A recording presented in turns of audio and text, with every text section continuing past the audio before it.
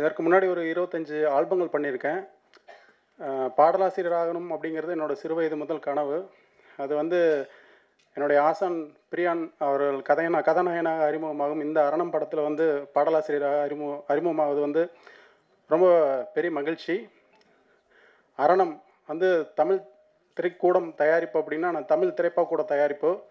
பிரியன் sir கீழே ஒரு 6 மாதங்கள் வந்து நான் பாடலாசிரியர் வந்து பயிற்சி பெற்றிருக்கிறேன். அந்த டைம் அந்த பயிற்சி முடிஞ்சதுக்கப்புறம் ஒரு ப்ராஜெக்ட் பண்ணுவோம். ஒரு பாடல் வந்து ஒரு மெட்டு கொடுப்பாங்க. அந்த மெட்டுக்கு வந்து பாடல் எழுதி அதை வந்து ஒரு ப்ரொஃபஷனல் சிங்கர்ஸு ப்ரொஃபஷனல் ஸ்டூடியோவில் வந்து ரெக்கார்ட் பண்ணுவோம். அது வந்து ரெகுலராக வந்து இந்த கோர்ஸ் நடத்துகிறப்போ ஒரு ப்ரொசீஜர். அப்படி வந்து ஒரு கொடுக்கப்பட்ட ஒரு டியூன் தான் வந்து இந்த காற்றுல என்ன தூத்துற பாடல். மகாஜன் சார் ஒரு டியூன் அப்படிங்கிறது வந்து நம்மளை டியூன் பண்ணணும். டியூன் பண்ணலைன்னா அது டியூன் கிடையாது. அந்த காற்றுல என்ன பாடல் அனைவரையும் டியூன் பண்ணும் அப்படின்னு நினைக்கிறேன். அதுக்கு வந்து இசையமைப்பாளர் திரு சாஜன் மாதவ் அவர்களுக்கு வந்து மிக ஒரு நன்றி தெரிவிச்சுக்கிறேன். அப்புறம் அந்த பாடல் கொடுக்கப்பட்ட சூழல் வந்து ஒரு காதல் சூழல். எனக்கு பயிற்சி வகுப்பில் காலையில் வந்து அந்த பாடல் கொடுத்தாரு.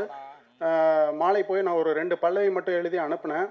ஒரு 8 மணிக்கு கூப்பிட்டு, ஐயா நீங்கள் வந்து இந்த பாடல் இப்படி எழுத வேண்டாம், மெல்லிசையில் எழுத வேண்டாம், கிராமியமாக எழுதுங்க அப்படின்னாரு.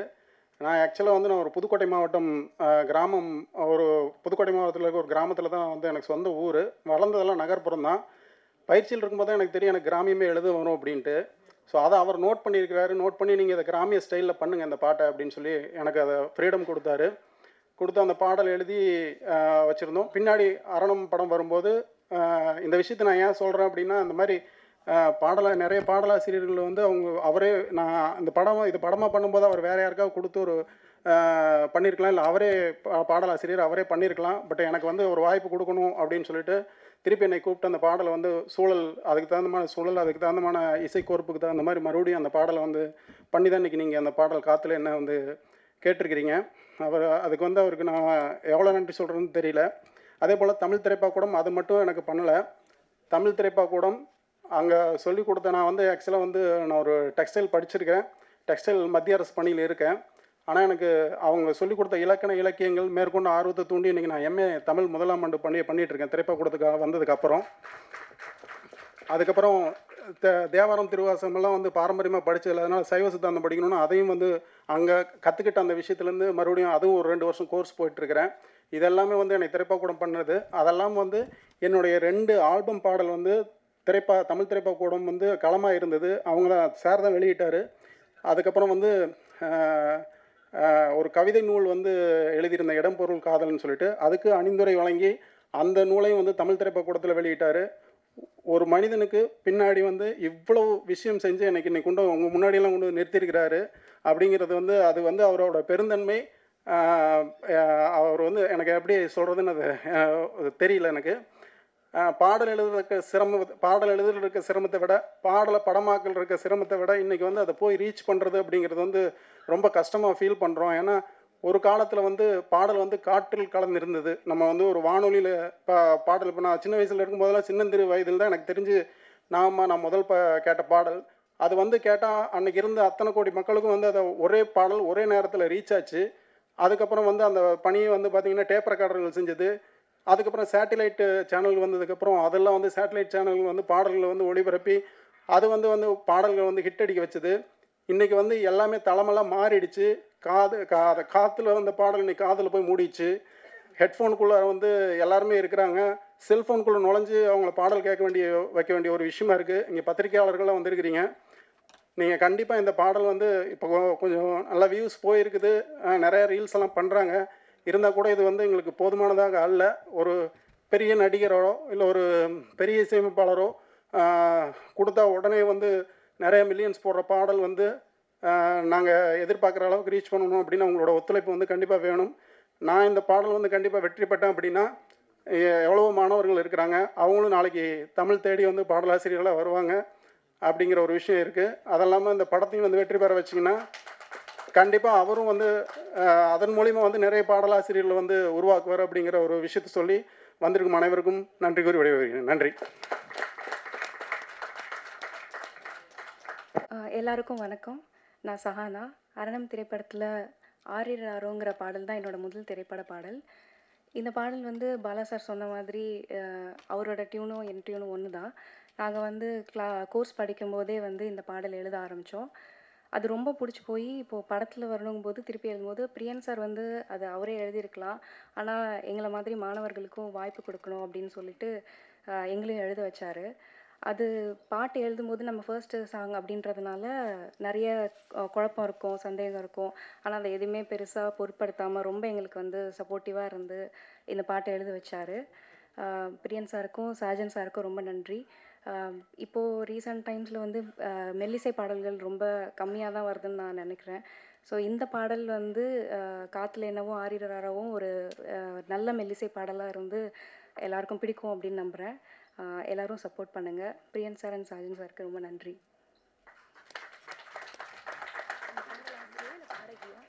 எல்லாருக்கும் வணக்கம். மேடையில் இருக்க எல்லா பெரியவங்களுக்கும் வணக்கம். அப்புறம் இந்த ப்ரெஸ் மீடியா எல்லாருக்கும் வணக்கம். என் பேர் பிகே, நான் ஒரு எடிட்டர். நான் இந்த படத்தோட எடிட்டர். எனக்கு ரொம்ப பேசி பழக்கம் இல்லைனாலும் கொஞ்சம் ரொம்ப நர்வஸாக இருக்குது ஆக்சுவலாக. பிரியன் சார் எனக்கு வந்து ஒரு 5 to 6 இயர்ஸாக தெரியும். பாடலாசிரியராக அவர் எனக்கு தெரியறதுக்கு முன்னாடியே எனக்கு டேரக்டராக தான் எனக்கு ஃபஸ்ட்டு பர்சனலாக தெரியும். பாடலாசிரியராக நான் வெளிலேருந்து பார்த்துருக்கேன், பட் பர்சனலாக எனக்கு தெரியும் போது அவர் ஒரு டேரக்டராக தான் அறிமுகம் எனக்கு.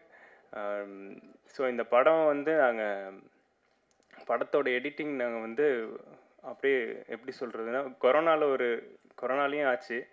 பட் நானும் சாரும் நிறையா உட்காந்து டிஸ்கஸ் பண்ணி இந்த படம் எப்படி ஒரு ஃபார்மேட்னா ஒரு லீனியர் பேட்டர்ன் தான். பட் எப்படி சொல்லணும்னா ஒரு நான் லீனியர்லேருந்து அப்புறம் திருப்பி லீனியராக ஒரு கதையை வந்து சொல்கிற மாதிரி ரொம்ப இன்ட்ரெஸ்டிங்காக அதை ஷேர் பண்ணியிருக்காங்க.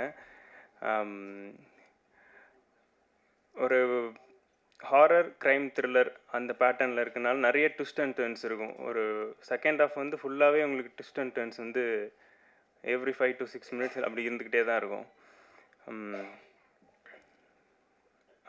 இந்த படத்தில் ஒர்க் பண்ணது எனக்கு ரொம்ப ஹாப்பியாக இருக்குது.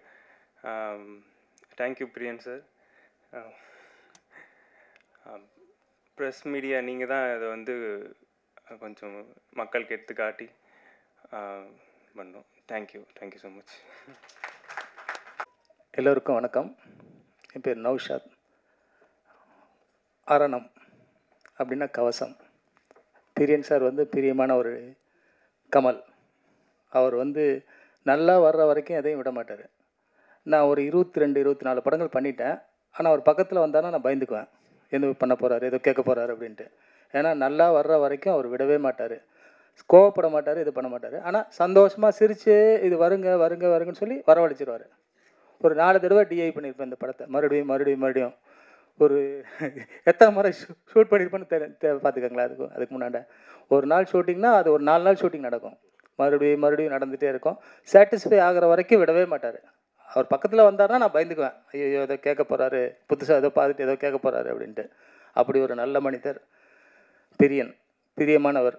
அவர் நல்லா இருக்கணும், நிறையா படங்கள் பண்ணணும், எல்லாத்துக்கும் வேலை கொடுத்து எல்லாத்தையும் சந்தோஷப்படுத்தணும். இந்த படம் ரொம்ப நல்லா இருக்குது, அருமையான ஒரு படம். எல்லோரும் தியேட்டரில் போய் பாருங்கள். ஓடிடியும் வரப்போகுது, எல்லோரும் பாருங்கள். பார்த்து இந்த வெற்றி படமாக்குங்க. அவரை மேலும் நிறையா படங்கள் எடுக்க வைங்க. மிகச்சிறந்த கதாநாயகனாகவும் இயக்குனராகவும் வாழ வைங்க அவரை. ஓகே, வாழ்த்துக்கள் சார். வாழ்க வளமுடன். எல்லாருக்கும் வணக்கம். இப்படி ஒரு முதல் மேடை எனக்கு கொடுத்ததுக்கு பிரியன் சாருக்கு வந்து ரொம்ப தேங்க்ஸ். பிரியன் சார் பற்றி சொல்லணும். எனக்கு பொதுவாக முதல் படம்னாலே நம்ம அம்மா வருவாங்க கூட, இல்லை யாராவது பர்சனல் அசிஸ்டன்ஸ் இருப்பாங்க. பட் நான் வந்து இந்த ஹோல் படமே தனியாக தான் இருந்தேன். என்னென்னா நம்ம தனியாக இருக்கோமே, ஃபர்ஸ்ட் படம் வேறு, அந்த எதுவுமே இல்லை. அரணம் எப்படி அது ஒரு ப்ரொடெக்ஷனோ அதே மாதிரி தான் சாரும் அப்படி பார்த்துக்கிட்டாங்க, அவ்வளோ ப்ரொடெக்ஷனாக பார்த்துக்கிட்டாங்க. பொதுவாகவே ஒரு கோஸ்டார் கூட ஒர்க் பண்ணுறது நமக்கு கம்ஃபர்டபுளாக இருக்கும், எல்லாமே இருக்கும். பட் நான் முக்கியமாக ஃபீல் பண்ணது வந்து ஐ ஃபீல் ரியலி சேஃப். இது நான் நீங்கள் கண்டிப்பாக சொல்லணும். சார் கூட I really felt very safe. அப்புறம் சவுண்ட் கொஞ்சம் மாறி இருக்குது, டப்பிங் நான் தான் பேசியிருக்கேன். இப்போ கண்டுபிடிக்க முடியலன்னா மன்னிச்சிருங்க. இந்த படத்தில் மொத்தம் எங்கள் காம்பினேஷனில் வந்து 3 பாட்டு இருக்குது. இப்போ கதை சூழல் காரணமாக வந்து ஒரு பாட்டு போடலை, சஹானா எழுதியிருக்கிற சாங். அந்த சாங்கும் வந்து ரொம்ப என்ன சொல்கிறது, ரொம்ப டச்சிங்கான ஒரு சாங் அது. அதே மாதிரி பாலா சார் எழுதின காற்றுல என்ன சாங்காக இருந்தாலும், காற்றுல என்ன சாங்கில் வந்து நீங்கள் ஒரு இது பார்த்துருப்பீங்க, ரெயின் சீக்வன்ஸ். அந்த ரெயின் வந்து ஒரிஜினல் ரெயின், அவங்க செட் போட்டு ரெயின் போட்டது எதுவுமே இல்லை. அது அப்படியே அமைஞ்சது. அண்ட் இன்னும் நளினா சாங், தமிழை விரும்புகிறவங்க வந்து கண்டிப்பாக இந்த சாங்கை பாருங்கள். நளினா சாங், தமிழை காதலிக்கும் அனைவரும் இந்த சாங்கை வந்து கண்டிப்பாக பார்க்கணும். என்னடா இது இப்படி ஒரு பாட்டு நான் இதுவரை கேட்டிருக்கேனான்னு தெரியல, பட் அவ்வளோ ஒரு டிஃப்ரெண்ட்டான சாங்கு, அப்படி ஒரு தமிழில் அப்படி ஒரு பாட்டுன்றது வந்து அது நானும் அதில் ஒரு பாட்டாக இருக்கேன்றது வந்து எனக்கு வந்து ரொம்ப சந்தோஷம். I think I have given my best to this film. இந்த படம் பார்த்தீங்கன்னா வந்து ரியலி ஒரு டிஃப்ரெண்ட்டான ஒரு ஸ்கிரிப்ட். கேட்கும்போதே டிஃப்ரெண்ட்டாக இருந்தது சார், புரியலையே சார் அப்படின்னு இருந்தேன். ஸோ இந்த ஃபர்ஸ்ட் ஹாஃபில் வர ஒரு டயலாகாக இருக்கட்டும், ஒரு ப்ராப்பர்ட்டியாக இருக்கட்டும், செட்டில் இருக்கிற ஒரு ப்ராப்பர்ட்டியாக இருக்கட்டும், இல்லை ஏதாவது ஒரு ப்ராப்பர்ட்டி பற்றி சொல்கிறதா கூட இருக்கட்டும், அது வந்து ஈச் அண்ட் எவ்ரி திங் வந்து அதுக்குண்டான இம்பார்ட்டன்ஸ் இருக்கும். அது செகண்ட் ஹாஃபில் பார்த்தீங்கன்னா அந்த ஒரு சின்ன டயலாகோ ஒரு ப்ராப்பர்ட்டியோ கூட அங்கே போய் லிங்க் ஆகி கனெக்ட் ஆகிற மாதிரி இருக்கும். ஸோ என்டையர்லி ஒரு டிஃப்ரெண்ட்டான ஒரு ஸ்கிரிப்ட். செகண்ட் ஹாஃப் வந்து கண்டிப்பாக மிஸ் பண்ணிடாதீங்க. ரியலி நீங்கள் கண்டிப்பாக என்ஜாய் பண்ணக்கூடிய படம். ஃபேமிலியாக போய் பார்த்து எல்லாருமே சப்போர்ட் பண்ணணும். அப்புறம் பத்திரிகையாளர்கள், மீடியா எல்லாரும் வந்து உங்கள் சப்போர்ட் கண்டிப்பாக வேணும். Thank you so much. அப்புறம் இவ்வளோ லிரிக்ஸிஸ்ட்டை உருவாக்குறதுன்றது வந்து நான் அப்படியே வியந்து பார்த்தேன். எப்படிலாம் அது லிரிக்ஸிஸ்டெல்லாம் உருவாக்குவாங்களா? ஓகே, சிங்கர்ஸ்க்கு கோர்ஸ் இருக்கும், பாட்டு பாடுறவங்களுக்கு சொல்லிக் கொடுப்பாங்க, அதெல்லாம் ஓகே, டைரெக்ஷன், ஆக்டிங் எல்லாத்துக்குமே இருக்குது. லிரிக்ஸிஸ்ட்டுக்கு எல்லாமே கோர்ஸ் இருக்கும் அப்படின்னு யோசித்தேன். அண்ட் அதுக்குள்ளே போய் பார்க்கும்போது, அதை பற்றி தெரிஞ்சுக்கும் போது வந்து எனக்கு உண்மையிலுமே ரொம்ப வியப்பாக இருந்தது. சார், உங்களை தாண்டி இனிமேல் யாரும் பண்ணுவாங்களான்னு எனக்கு தெரியாது சார். ரொம்ப பெரிய விஷயம் சார் அது. அங்கே இருக்கிற சாரோட ஸ்டூடெண்ட்ஸ்க்கு அத்தனை பேருக்கும் சான்ஸ் கொடுத்து, இந்த தமிழ் திரைக்கூடம் மூலமாக தமிழ் திரைப்பாக்கூடம் ஸ்டூடெண்ட்ஸ்க்கு வாய்ப்பு கொடுத்து, அவங்கள ஒவ்வொரு இதில் ஆக்டர்ஸாகவும் சரி, லிரிக்ஸிஸ்டாகவும் சரி சான்ஸ் கொடுத்து எல்லாரும் கூட இருக்கிறவங்க எல்லாருமே வளரணுன்ற ஒரு நோக்கத்தில் வந்து பிரியன் சார் உண்மையிலுமே அதை பண்ணியிருக்காரு. ஒரு செல்ஃபிஷ்னஸே இல்லாத பர்சன் பிரியன் சார், சத்தியமாக சொல்லணும்னா. அவ்வளோ ஹார்ட் ஒர்க்கிங் பர்சன் அண்ட் அவ்வளோ பர்ஃபெக்ஷனிஸ்ட். நௌஷத் சார் சொன்ன மாதிரி பக்கா பர்ஃபெக்ஷனிஸ்ட். ஒரு எடிட்டிங் ஒர்க்காக இருக்கட்டும், ஒரு டிசைனாக இருக்கட்டும், என்னவாக இருக்கட்டும், அதில் அவர் நினைக்கிற அந்த பர்ஃபெக்ஷன் கிடைக்காம அவர் வந்து விடமாட்டார். ஸோ அப்படி ஒரு பர்சன். ஸோ எனக்கு இதில் வாய்ப்பு கொடுத்து என்னையும் இது அரணத்தில் ஒரு பார்ட் ஆக்குனதுக்கு எனக்கு ரொம்ப thank you sir. Whole cast and crew எல்லாருக்குமே ரொம்ப நன்றி. தேங்க்யூ. சப்போர்ட் பண்ணுங்கள். தேங்க்ஸ். இங்கு கூடியிருக்கின்ற அனைவருக்கும், முக்கியமாக பத்திரிகை ஊடகவியலாளர்கள் மற்றும் மோகன்ஜி ஐயா அவர்கள், இந்த படத்தினுடைய டிஸ்ட்ரிபியூட்டர் சார் அவர்கள், திரைப்படத்தின் கதாநாயகி மற்றும் இந்த படத்தினுடைய பாடலாசிரியர் பாலா, சஹானா அவர்கள் மற்றும் இந்த படத்திற்கு ஒளிப்பதிவு செய்தவர், எடிட்டிங் செய்தவர் மற்றும் இந்த திரைப்பாக்கூடத்து மாணவர்கள் அனைவருக்கும் என்னுடைய இனிய மாலை வணக்கத்தை தெரிவித்துக் கொள்கின்றேன். நான் திரைப்பாக்கூடத்தில் சேர்ந்து பயிற்சி வரும்போது அந்த பேட்சில் நான் தான் அதிகமான ஏஜ் உடைய ஆள். இப்போது என்னுடைய வயது 58. அதாவது பார்த்தீங்கன்னா, பிரியன் ஐயா அவர்கள் எந்த ஒரு விஷயத்தையும் பிறர் மனது நோக்கும்படி பேச மாட்டார். அந்த ஒரு விஷயம் அவர்கிட்ட பார்த்து நான் வியந்தது. என்னை எப்படி அவர் ஐயா என்று அழைப்பாரோ இன்று வரை அப்படித்தான் நான் அவர் அழைத்திருக்கிறேன். என்னை விட அவர் வயது குறைந்திருந்தாலும் நான் அவரை ஒருமையில் அழைத்ததில்லை. ஒரு முறை என்னை வந்து வியக்க வைத்த ஒரே ஒரு விஷயம், அது திரைப்பாக்கூடத்தில் பேசிட்டு இருக்கும்போது ஒன்று சொன்னார். நீங்கள் எடுத்து படித்து தமிழ் அல்ல, ஆனால் எப்படி தமிழ் மீது ஆர்வம் கொண்டு திரைப்பட பாடலாசிரியர் ஆனீர்கள் என்று கேட்டேன். அதுக்கு ஒரே ஒரு வரியில் பதில் சொல்லிட்டார் அவர். நான் திருச்சியிலிருந்து இந்த சென்னைக்கு வந்தபோது திரைப்பட பாடலாசிரியராக ஆக வேண்டும் என்று தான் வந்தேன். அப்படி வந்து இத்தனை வருடம் ஆகிறது. என்னை வாழ வைத்தது தமிழ்மொழி மட்டுமே அப்படின்னு சொன்னார். என்னை வாழ வைத்தது தமிழ்மொழி மட்டுமே. அந்த தமிழ்மொழி போட்ட பிச்சையில் தான் நான் இன்று வாழ்ந்து கொண்டிருக்கிறேன் என்று சொன்னார்கள்.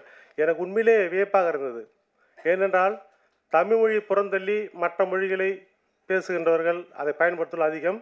இருந்தாலும் தமிழ் மொழி பாடமாக எடுத்து படிக்காத ஒருவர் தமிழ் மொழி மீது இத்தனை விருப்பு கொண்டிருக்கிறாரே என்று எனக்கு அளப்பரிய வியப்பு தோன்றியது. இன்னொரு விஷயம் முக்கியமாக, இது வந்து க்ரௌட் ஃபண்டிங் முறையில் தான் தயாரிக்கப்பட்ட படம். அவர் சாருக்கு தெரியும். அவர் படத்தை ஆரம்பிக்க சொல்லும்போதே எல்லோர் மனதிலும் ஒரு சிறிய பயமும் இருந்தது, ஆச்சரியம் இருந்தது. ஏனால் ஒரு திரைப்படம் என்பது தயாரிப்பது அவ்வளோ சாதாரண விஷயம் அல்ல. இன்றைக்கு கோடிக்கணக்கில் பணம் வாங்குகின்ற நடிகர்களும் கோடிக்கணக்கில் பணம் செலவு செய்து திரைப்படத்தை வெளியிடுகின்றனர். அந்த வகையில் பார்த்தோம் என்றால் எந்தவித முதலீடும் இல்லாமல் இந்த படத்தை தயாரிப்பு சாத்தியமா என்று ஒரு கேள்வி எழுந்தது. அவர்கிட்ட பேசும்போது சொன்னார், இல்லைங்க ஏன் நம்ம முயற்சி செய்வோம் பார்ப்போம்னாரு. முதலில் இந்த படத்திற்கு வேறு ஒருவரைத்தான் இயக்குனராக நியமிப்பது என்று இருந்தது. அந்த கதை, திரைக்கதை, வசனம் அனைத்தும் ஐயா அவர்கள் எழுத ஆரம்பித்தார்கள்.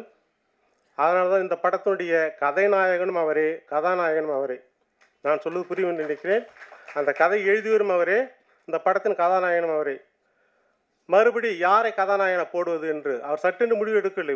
ஒரு விஷயத்தை எடுக்கலை. வேறு ஒரு வைத்து கதாநாயகனாக நாம் இந்த படத்தை தயாரிக்கலாம்னு சொன்னார். திரைப்பாக்கூட மாணவர் அனைவருமே, ஏங்க நீங்களே நல்லா தானே இருக்கீங்க, நீங்களே கதாநாயகனுக்குரிய லுக்காக தானே இருக்கிறீங்க, நீங்களே நடிக்கலாம் சொல்லி சொல்லி எல்லா மாணவர்களும் சொல்லி அவரை கதாநாயகன் ஆக்கி விட்டார்கள். அதான் உண்மை.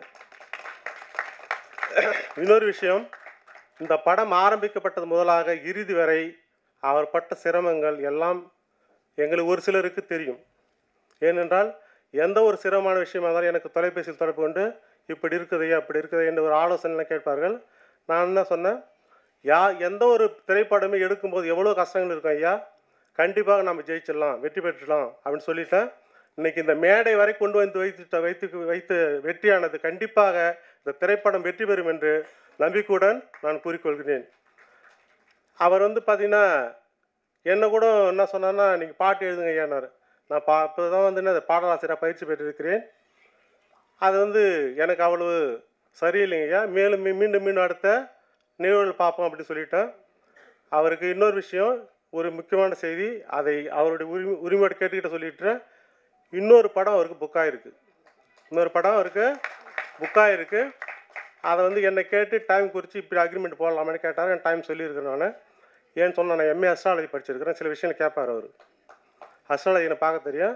அதை கேட்டு டைம் குறிச்சிருக்கிறாரு. கண்டிப்பாக தமிழ் திரைக்கு புதியதொரு கதாநாயகனாக நிச்சயமாக பலம் வருவார் என்று நம்பிக்கையுடன் கூறிக்கொள்கிறேன்.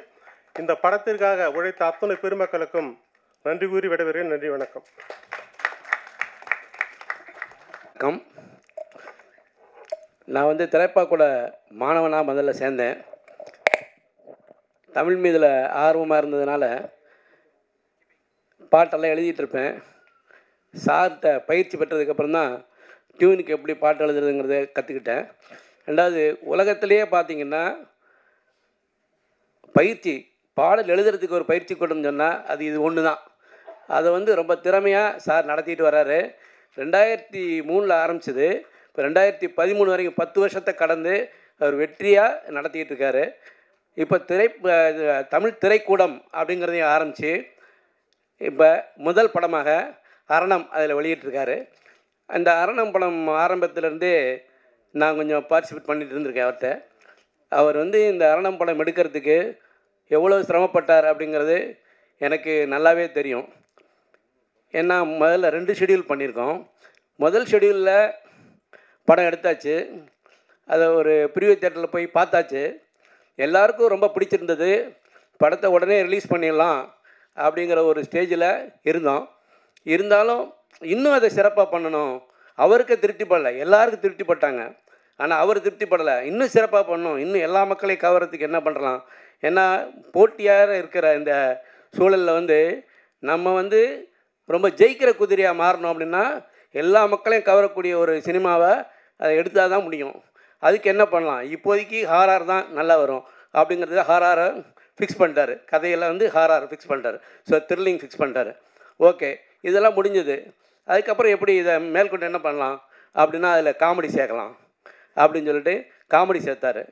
அதுக்கப்புறம் வந்து அது வந்து லவ் சீக்வேஷன்ஸ் நிறைய இருந்தால் நல்லாயிருக்கும் அப்படிங்கிற மாதிரி எடுத்தார். ஆக இப்போ வந்து படத்தை பொறுத்தளவு horror, thriller, comedy, love subject எல்லாம் கலவையாக அருமையான ஒரு படமாக வந்திருக்கு. பாடலாசிரியர்கள் எழுதின பாட்டுக்கெல்லாம் அருமையான பாட்டு, அது சொல்லவே வேண்டாம். ஏன்னா அவர்கிட்ட வந்து கிட்டத்தட்ட 250-300 பாடலாசிரியர் இருக்கார். இப்போ அதில் முத்தாக இருக்கிற பாடலாசிரியர் யார் எழுதியிருக்காங்களோ அதை தான் அவர் தேர்ந்தெடுத்திருப்பார். அவரே பெரிய பாடலாசிரியர்.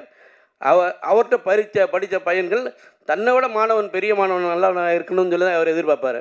எந்த ஆசானுமே தன்னோட மாணவருடைய முயற்சி, அவனுடைய பெருமைகள் வர்றப்போ தான் அவருக்கு சிறப்பாக இருக்கும். அதனால் மாணவர்களை எழுத வச்சு அந்த பாட்டை வந்து ரிலீஸ் பண்ணியிருக்காரு. 4 பாட்டுமே அருமையாக இருக்கும். அது மாதிரி ஒரு இது எடுத்தாருன்னா அதை முடிக்கிறதுக்குள்ளே அவர் என்ன சிரமப்படணுமோ அவ்வளோ சிரமப்படுவார். ஃபஸ்ட்டு ஷெடியூல் முடித்தோமா, 2வது ஷெடியூல் எடுக்கிறதுக்கு ஒரு முடிவு எடுத்திருந்தார். என்னென்னா திரைப்பாக்கூட மாணவர்களை மட்டும் வச்சு தான் க்ரௌட் ஃபண்டில் தான் நான் படம் எடுப்பேன்.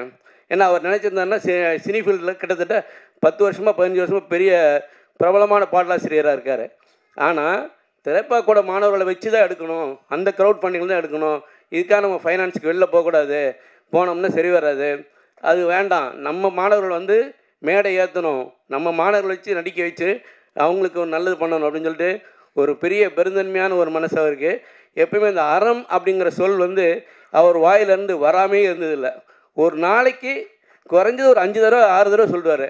அறம் செய், அறம் செய், அறம் செய்ன்னு சொல்லிட்டு இருப்பார். அறம் நினை, அறம் செய், அறம் சொல் அப்படின்னு சொல்லிட்டு அவர் சொல்லிகிட்டே இருப்பார். அதனால் அவருடைய சிந்தனை பூரா அறம் சார்ந்திருந்ததுனால அது அறத்தின் வழியிலேயே போனார். 2வது ஷெடியூல் எடுக்கிறதுக்கு ஃபைனான்ஸ் இதாக இருந்தது. ஈவன் அவங்க வீட்டில் வந்து ட்ராப் பண்ணிட்டோமா, ஷெடியூல் படங்கள்லாம் எடுத்தாச்சு, ஆனால் ரிலீஸ் பண்ணணும், அதுக்கு போஸ்ட் ப்ரொடக்ஷனுக்கு வந்து ஏகப்பட்ட ஃபண்ட்ஸ் தேவைப்படுது இப்போ இருக்க காலகட்டத்தில். ஏன்னா டாப் மோஸ்ட் டெக்னீஷியனை வச்சுக்கிட்டு டாப் மோஸ்ட் இதில் எடுத்தால் தான் ஓரளவு மக்கள்கிட்ட ரீச் ஆகுது, அல்லது ரீச் பண்ணுறது ரொம்ப கஷ்டம். அப்படிங்கிறதுனால அவர் டாப் மோஸ்ட் எல்லாமே பார்த்திங்கன்னா டெக்னீஷியன் பூராமே ஃபீல்டில் இருக்கிற டாப் மோஸ்ட் ஆளுங்களை வச்சு தான் அவர் எடுத்திருக்காரு. அது மாதிரி ஒளிப்பதிவு வந்து அருமையான ஒளிப்பதிவு, சாஜன் மாதவ் இசை அருமையான இசை, எல்லாமே பொறுக்கி எடுத்து நம்ம பட்ஜெட்டுக்குள்ளே மேக்ஸிமம் எவ்வளோ பண்ண முடியும்னு சொல்லி பண்ணார். அந்த போஸ்ட் ப்ரொடக்ஷன் அப்போது ஃபண்ட்ஸ் அவருக்கு இது பண்ண முடியல. ஏன்னா மாணவர்கள் மாறிடுறாங்க, ஒரு பேட்சுக்கு அடுத்த பேட்ச் எல்லாருக்குமே இன்ட்ரெஸ்ட் இருக்காது, இதில் வந்து இன்வெஸ்ட் பண்ணுங்கிறது இன்ட்ரெஸ்ட் இருக்காது. 2வது பெரிய அமௌண்ட்டு, அதுவும் கஷ்டம். அப்போது ஒரு ஸ்டேஜில் ரொம்ப டென்ஷன் ஆகிட்டார். நானும் அவரும் பர்சனலாக பேசிகிட்டு இருக்கிறப்போ அவர் என்ன ஆக்சுவலாக சொன்னார்னா, சுப்பாராவ் சார், நான் இதை ட்ராப் பண்ணிடலான் இருக்கேன், எங்கள் வீட்டில் வந்து ரொம்ப இதாக பண்ணிகிட்ருக்காங்க, இதுக்காக ஃபைனான்ஸ் ரொம்ப எனக்கு வந்து கஷ்டமாக இருக்குது. 2வது இதையும் 2 குதிரையில் ஓட்ட வேண்டியதாக இருக்குது, திரைப்பாக்கூடத்தையும் ஓட்ட வேண்டியது இருக்குது, இதையும் ஓட்ட வேண்டியது இருக்குது, திரைக்கூடத்தையும் ஓட்ட வேண்டியது இருக்குது, 2ஐயும் பார்க்க முடியல. அதே சமயத்தில் அவர் வந்து 2லேயும் பெர்ஃபெக்டாக இருக்குன்னு நினைக்கிறவர், 1 இன்ச்சு கூட அந்த பக்கம் தான் போகக்கூடாதுன்னு நினைக்கிறவர்.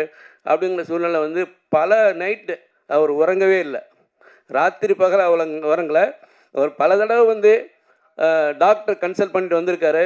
ஸ்லீப்பிங் டோஸ் மாத்திரை சாப்பிட்டு தான் அவர் வந்து தூங்கியிருக்காரு. அந்த அளவுக்கு இந்த படத்துக்கு அவர் வந்து கஷ்டப்பட்டுருக்காரு. கஷ்டப்பட்ட அளவுக்கு அருமையாக வந்திருக்கு. இப்போ இசை வெளியீட்டு விழா 22ஆம் தேதி படம் ரிலீஸ் ஆக போகுது. அதை எல்லாம் மக்கள்கிட்ட கொண்டு போய் சேர்க்கணும் அப்படிங்கிறதுல இன்னும் அவர் உறங்காமல் தான் இருக்கார். இந்த படம் வெற்றி படமாக வந்து மக்கள் மத்தியில் பேசப்படணும் அப்படிங்கிற ஒரே குறிக்கோளில் தான் இருக்கார். அந்த வெற்றி படம் ஆக்க வேண்டியது உங்கள் அனைவர் கையில் தான் இருக்குது. அதனால் இந்த படம் கண்டிப்பாக அது வெற்றி படம் ஆகுங்கிறது நிச்சயமாக தெரியும். ஏன்னா அவ்வளோ சப்ஜெக்ட் இருக்குது அதில். வந்து உள்ள கதையில் பார்த்தீங்கன்னா ஃபர்ஸ்ட் ஹாஃப் பூரா விடுகதை, செகண்ட் ஹாஃப் பூரா அதுக்கு ஆன்சர்.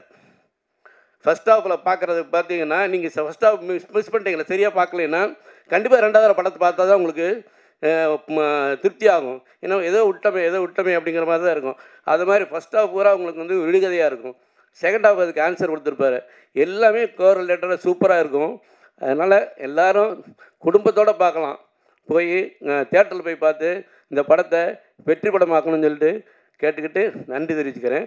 அதில் எனக்கு காமெடி வேடம் கொடுத்துருக்காங்க, நான் காமெடியாக நடிச்சிருக்கேன், அதையும் பார்த்து கண்டிப்பாக ரசிப்பீங்கன்னு நினைக்கிறேன். அந்த காமெடி வேடம் கொடுத்ததுக்கு பிரியன் சாருக்கு என்னுடைய நன்றியை தெரிவிச்சுக்கிறேன். நன்றி, வணக்கம். அனைவருக்கும் வணக்கம். அரணம் இந்த அரணம் திரைப்படத்தை வந்து எங்களுடைய உத்ரா ப்ரொடக்ஷன்ஸ் வெளியிடுறதுல வந்து ரொம்ப சந்தோஷம். இதுக்கு நான் முதல்ல தேங்க்ஸ் சொல்லணும்னா இசையமைப்பாளர் அலி மிர்சா சாருக்கு தான் நான் சொல்லணும். ஏன்னா அவர் தான் வந்து பிரியன் சாரை வந்து எனக்கு அறிமுகப்படுத்தினாங்க. நானும் பிரியன் சாரை ரொம்ப நாள் நண்பராக முகப்புத்தகத்தெல்லாம் இருக்கிறோம். ஆனால் இது வரைக்கும் எங்கேயுமே நாங்கள் பேசுகிறதில்லை. ஆனால் வந்து இந்த படத்தப்போ நான் சாரை மீட் பண்ணேன், பிரியன் சாரை. நான் நினச்சதை விட அவர் வேறு மாதிரி இருக்கார். சமீப காலத்தில் வந்து எனக்கு ஒரு நல்ல நண்பராக கொடுத்தாரு அலி மிர்சா சார். இருந்தாருன்னா அவருக்கு ஒரு மிகப்பெரிய ஒரு நன்றி. ஏன்னா சினிமாவில் வந்து நம்மளுக்கு ஒரு நல்ல நண்பர்கள் கிடைக்கிறது ரொம்ப கஷ்டம். ரீசெண்ட் டைமில் நான் அதிகமாக அவர் கூட ட்ராவல் பண்ணுறேன். கான்ஃபிடென்ட், அதாவது என்னென்னா அடிப்படையிலேருந்து நம்ம எப்படி மேலே போகணும் அப்படின்றத வந்து அவங்க கூட இருக்க எல்லாருக்குமே எப்போவுமே அதை சொல்லி ஒரு மோட்டிவேட் பண்ணிக்கிட்டே இருப்பார். ஏன்னா இப்போ நான் இந்த படம் கூட நாங்கள் ரிலீஸ் பேசும்போது வந்து ஒரு விதமான ஒரு டேர்ம்ஸில் ஒரு இதில் தான் பேசணும். ஆனால் இப்போது அவர் இந்த படத்தை இங்கே வந்து மிகப்பெரிய அளவில் கொண்டு வந்து நிறுத்திட்டார்.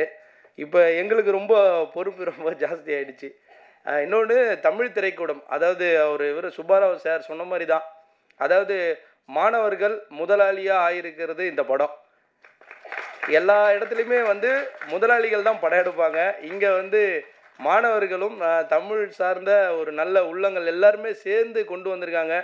எனக்கு தெரிஞ்சு இந்த படம் வந்து தமிழ்நாட்டில் வந்து ஒரு 1000 பேர்லேருந்து 2000 பேருடைய அந்த மவுத் டாக் தான் இந்த படம் மிகப்பெரிய அளவில் போய் சேரும்னு நினைக்கிறேன். அந்த வார்த்தை ஏன் சொல்கிறேன் அப்படின்னா, இன்றைக்கி வந்து மொத்தமாகவே வந்து வாரான படம் பார்க்க 1000 பேர் தான் வைக்கிறாங்க நம்ம சினிமா ஃபீல்டில். அது நிறைய பேருக்கு புரியுமான்னு தெரில. அதாவது ஒரு நேரத்துலையும் வந்து ஒரு விஷயத்தையும் நம்ம பேசலாமா, நம்ம பேசுனா பின்னாடி நம்மளுக்கு ஏதாவது வந்து நம்மளோட வளர்ச்சியை பாதிக்குமா, இப்படியே நினச்சி நம்ம நிறைய விஷயங்களை வந்து பேசாமல் போயிட்டுருக்கோம்.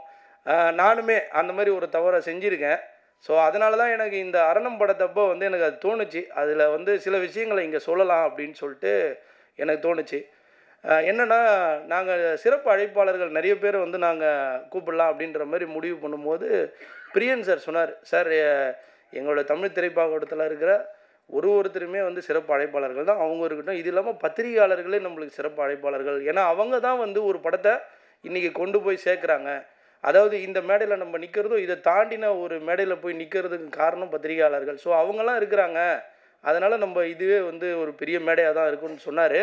கண்டிப்பாக இது வந்து எனக்கு தெரிஞ்ச ஒரு மிகப்பெரிய மேடை. மோகன் சார் மட்டும் அவர் மேலே இருக்க ஒரு மிகப்பெரிய அன்பு. நான் காலையில் கூட கேட்டேன், சார் மோகன் சார்லாம் வராங்களான்னு. ஏன்னா அவர் பேசவே இல்லை, அந்தளவுக்கு வந்து பாண்டிங். ஏன்னா வந்து சிறப்பு அழைப்பாளர்கள்ன்றவங்க வந்து கூப்பிட்டாலே இன்றைக்கி வர்றதுக்கு வந்து அவ்வளோ ஒரு விஷயத்த சொல்கிறாங்க. அதில் வந்து மோகன் சார் வந்து எனக்கு தெரிஞ்சு கிரேட் தான். Thank you sir. ஏன்னா இதே பிரசாத் லேபில் வந்து கல்தாவும் திரௌபதி ஒரே நாளில் ரிலீஸ் ஆச்சு. எனக்கு அவரெல்லாம் பார்க்கும்போது பொறாமையாக இருந்துச்சு. எனக்கு அவரால் தான் எனக்கு நிறைய தேட்டர் கிடைக்கல. ஏன்னா திரௌபதின்னு ஒரு ட்ரெய்லர் ரிலீஸ் பண்ணி அவர் எல்லாரையும் காலி பண்ணிட்டார். இருந்தாலும் அவருடைய வளர்ச்சியெல்லாம் பார்க்கும்போது எனக்கு சந்தோஷமாக இருக்குது. இன்றைக்கி வந்து அவர் கூடலாம் நம்ம வந்து அவர் சொல்கிறார், பரவாயில்ல நல்லா இந்த படத்தை கொண்டு வரீங்க அப்படின்னும் போது ஒரு சப்போர்ட்டிவாக இருக்குது. இந்த நேரத்தில் வந்து எனக்கு ஒரே ஒரு கோரிக்கையை மட்டும் எங்கள் அண்ணன் உதயநிதி ஸ்டாலின் அண்ணனுக்கு வந்து ஒரு கோரிக்கை வைக்கலான்னு வந்து எனக்கு தோணுச்சு. அதாவது என்னென்னா, சமீப காலமாக இதை நான் மறைச்சி பேச விருப்பப்படலை, இது என்னோடய வளர்ச்சியை பாதித்தா கூட பரவாயில்ல அப்படின்னு தான் நான் நினைக்கிறேன். அதாவது இப்போ சமீப காலமாக ரெட் ஜெயின் மூவிஸில் வந்து நிறைய படங்கள் ரிலீஸ் பண்ணுறாங்க. அது வந்து ரொம்ப நல்ல விஷயம். ஏன்னா நாங்கள் அவங்கள மாதிரி ஒரு பெரிய பேனர்லாம் பார்த்தா நாங்கள் வந்து எங்களுக்கும் ஒரு டிஸ்ட்ரிபியூஷன்ஸில் வந்து ஒரு டைரக்டராக இருக்கும், ஒரு படத்துடைய வியாபாரம் என்ன எப்படின்றத கற்றுக்கணும். ஏன்னா ஒரு வியாபாரம் தெரிஞ்சுட்டா நான் இந்த படத்தை இந்த பட்ஜெட்டில் எடுக்கலாம், இது இவ்வளோ காசு பார்க்கலாம் அப்படின்னு சொல்லி நாங்கள் ஒரு கணக்கு போட்டு ட்ராவல் பண்ணலாம் அப்படின்னு சொல்லி ஒரு முன்னோடியாக நாங்கள் எடுத்திருக்கோம். ஸோ அந்த வகையில் வந்து இன்றைக்கி வந்து ஒரு உதயநிதி சார் வந்து ஒரு மிகப்பெரிய ஒரு இடத்துல இருக்கார். அவர் நினச்சா சரி பண்ணக்கூட ஒரு விஷயத்த நான் இங்கே சொல்லணும்னு நான் விருப்பப்படுறேன்.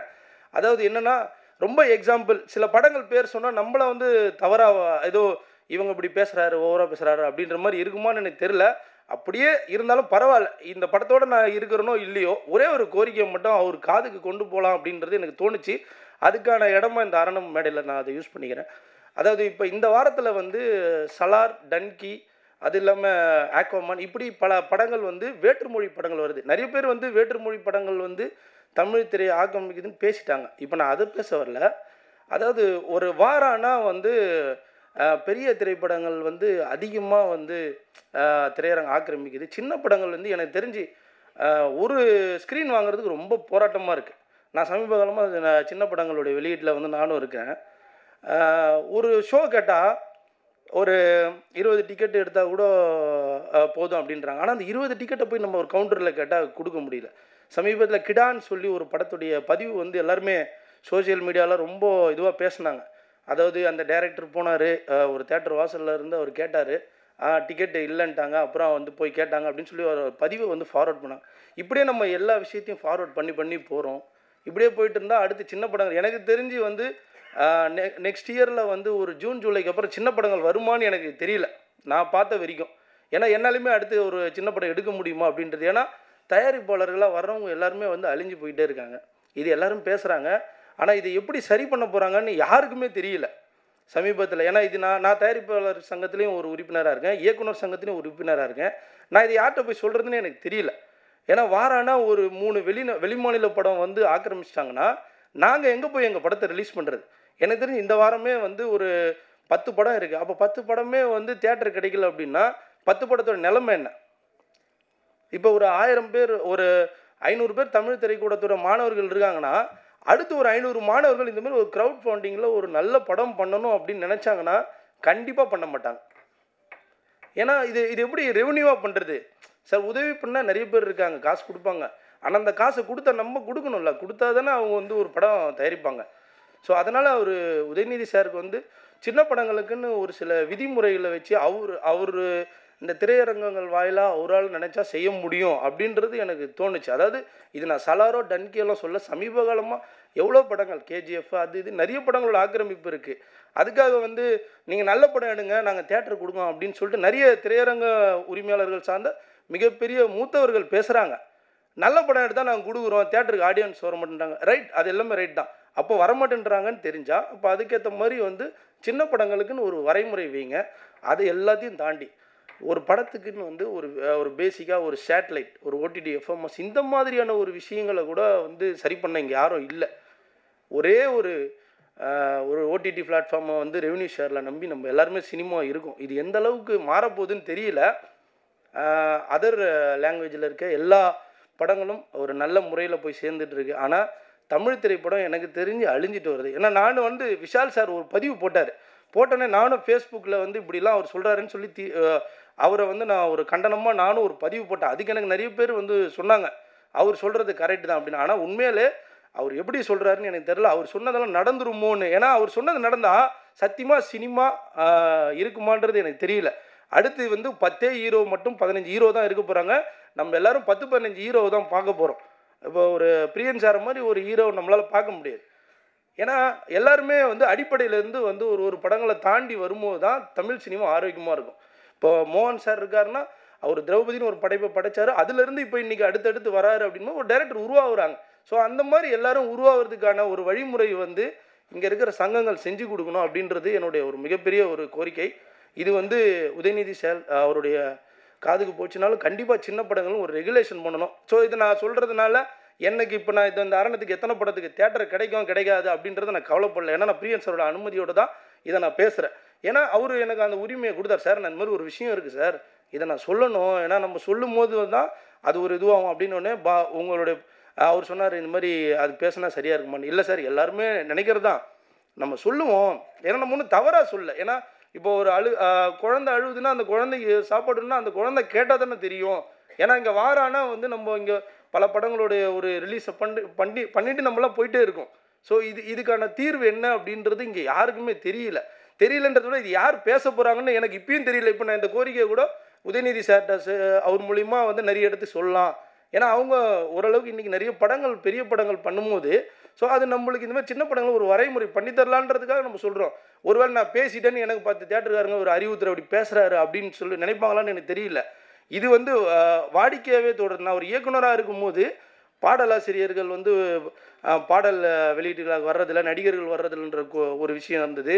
ஸோ இப்போ விநியோகஸ்தராக இந்த பிரச்சனை இருக்குது. இந்த மாதிரி பிரச்சனைகள் எல்லாத்துக்குமே வந்து ஒரு தீர்வாக இங்கே சங்கங்களில் வந்து செயல்படணும். ஏன்னா நாங்கள் ஷூட்டிங்கில் 24 கிராஃப்ட் வைக்கல்னா மட்டும் வந்து யூனியன் பிரச்சனை அது இதுன்னு சொல்லும்போது இந்த மாதிரி பிரச்சனைகளுக்கும் ஒரு சங்கங்க வந்து ஒரு வழிமுறை பண்ணணும் அப்படின்றது தான் நாங்கள் எதிர்பார்க்குறோம். ஏன்னா வாரானா நம்ம வரோம், காசு போடுறோம், எல்லா இடத்துலையும் சும்மா கொடுத்துட்டு போகிறோம், அவ்வளோதான். சரி, படம் நல்லா இல்லை, ஓகே ரைட். நல்லா இல்லாத படத்தை யாருமே நினச்சி எடுக்கிறதில்ல. எடுக்கப்பட்ட படம் மக்கள் இடத்துல போய் சேரலை. சரி, சேரலைனாலும் அந்த படங்களை வந்து போட்ட ஒரு முதலாளிக்கு ஒரு சின்ன ஒரு மரியாதை, அவருக்கு வந்து ஓகே சினிமாவுக்கு வந்தாங்க, இந்த மாதிரி ஒரு படம் இவ்வளோ தான் சேருது, அதுக்கான நியாயமான ஒரு எல்லா பிஸ்னஸுமே ₹1 அந்த பிஸ்னஸுக்கான வழிங்க இருக்கணும் அப்படின்றத சொல்லணும். பெரிய படங்களுக்கு ரெவென்யூ ஷேர் அப்படின்ற அடிப்படையில் கொடுக்குறாங்க, சின்ன படங்களுக்கு கிடையாது. சின்ன படத்தை கன்சிடரே பண்ணதில்லை. ரொம்ப ஃப்ராங்காக சொல்லணும்னா சின்ன படம்னு சொல்கிறது இங்கே ரீசெண்டாக இருக்கிற மிக பிரபலமான ஹீரோக்கள் படமே இது சின்ன படம்ன்ற ஒரு ஸ்டேஜில் இங்கே கொண்டு வந்து தள்ளிட்டாங்க. அதனால தான் நான் இங்கே ஒரு வார்த்தையை யூஸ் பண்ணேன், 10-15 ஹீரோக்கள் மட்டும்தான் இன்னும் அடுத்து வரப்போகிற வருடங்களில் சினிமாவில் இருப்பாங்க. அப்போ நம்ம எல்லோரும் அவங்க படம் மட்டும் பார்த்துட்டு கை தட்டிட்டு போகணும் அப்படின்றது தான் சினிமாவாக மாறிடுமா அப்படின்றது தெரில. அப்படி மாறினா சினிமாவுடைய ஒரு படைப்புகள், நிறைய படைப்புகள் போய் சேராது. ஸோ அந்த நிலைமைக்கு சினிமா தள்ளப்படக்கூடாது அப்படின்றது வந்து அரணம் படக்குழு சார்பாகவும் எங்களுடைய உத்தரா ப்ரொடக்ஷன் சார்பாகவும் இந்த கோரிக்கை எந்த இடத்துல போய் சேர்ந்து எப்படி கன்வெர்ட் ஆக போகுதுன்னு தெரில. ஆனால் நல்லாயிருக்கும், யாராவது ஸ்டெப் எடுத்தால் நல்லாயிருக்கும் அப்படின்றது. குறிப்பாக சொல்லணும்னா தயாரிப்பாளர்கள் சங்கம், இயக்குநர்கள் சங்கம், இந்த மாதிரி அடுத்தடுத்து வரப்போகிற படைப்பாளிகளுக்கு ஒரு உத்தரவாதமாக முதலாளிகளுக்கு ஒரு அங்கீகாரம் கொடுத்து தமிழ் சினிமாவை காப்பாற்றணும் அப்படின்றத ஒரு கோரிக்கையாக வைக்கிறேன். நன்றி.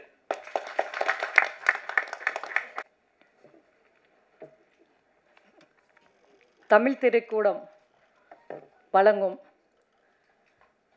எழுத்து இயக்கம் கதையின் நாயகனாய் நடித்திருக்கும் பிரியன் அவர்களுக்கு வணக்கம். மற்றும் இந்த இசை வெளியீட்டு விழாவிற்கு வந்திருக்கும் பத்திரிகை ஊடகங்கள் அனைவருக்கும் வணக்கத்தை தெரிவித்துக் கொள்கிறேன். மற்றும் சிறப்பு விருந்தினர்கள் அனைவருக்கும் என்னுடைய வணக்கத்தை தெரிவித்துக் கொள்கிறேன்.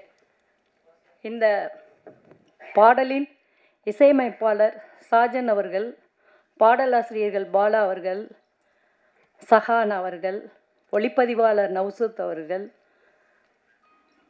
இயக்குனர் மோகன்ஜி சார் அவர்கள், எம்ஆர்டி மியூசிக் முருகன் சார் அவர்கள், இந்த படத்தின் பிஆர்ஓ மனவை புவன் அவர்கள் மற்றும் இங்கு வந்திருக்கும் அனைத்து பிஆர்ஓக்களுக்கும் பத்திரிகையாளர்களுக்கும் முதற்கான என் வணக்கத்தை தெரிவித்துக் கொண்டு இந்த படத்தின் பாடலை பற்றி சில விஷயங்களை சொல்ல இருக்கிறேன். இந்த படத்தை வந்து அரணம்ன்ற படத்தை ஹரி உத்ரா ப்ரொடக்ஷன் தான் வெளியிட இருக்கிறாங்க. வரும் 22ஆம் தேதி இந்த படம் வெளியிட இருக்கிறோம். இந்த ஹரி உத்ரா ப்ரொடக்ஷனில் நான் கொஞ்சம் ஒர்க் பண்ணிகிட்ருக்கேன்.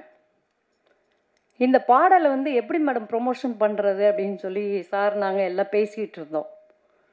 இவங்க சொன்னது மாதிரி பிரியன் சார் வந்து அவ்வளோ சீக்கிரத்தில் வந்து எதுலேயும் வந்து திருப்தி அடைய மாட்டார். அப்போ நாங்கள் எல்லாம் உட்காந்து பேசிகிட்டு இருக்கும்போது சொன்னாங்க, இதை எப்படி நம்ம வந்து ப்ரொமோஷன் கொடுக்கணும் அப்படின்னு சொல்லிட்டு. அப்போ இன்ஸ்டாகிராம் நண்பர்கள்ட்ட கொஞ்சம் பேசி இந்த பாடலெல்லாம் வெளியிடலாம்னு இருந்தோம். காற்றுல என்னன்ற சாங் வந்து பாடல் சார் வந்து ரொம்ப அருமையாக பண்ணியிருக்காங்க. இந்த பாடலில் நிறைய வியூஸ் போயிருக்கு. கதாநாயகி வர்ஷா அவர்கள் அருமையாக நடித்திருக்கிறார்கள். படத்தில் அறிமுகம் அப்படின்றது தெரியவே இல்லை. நிறைய படங்கள் நடித்த மாதிரி நல்லா பண்ணியிருக்காங்க.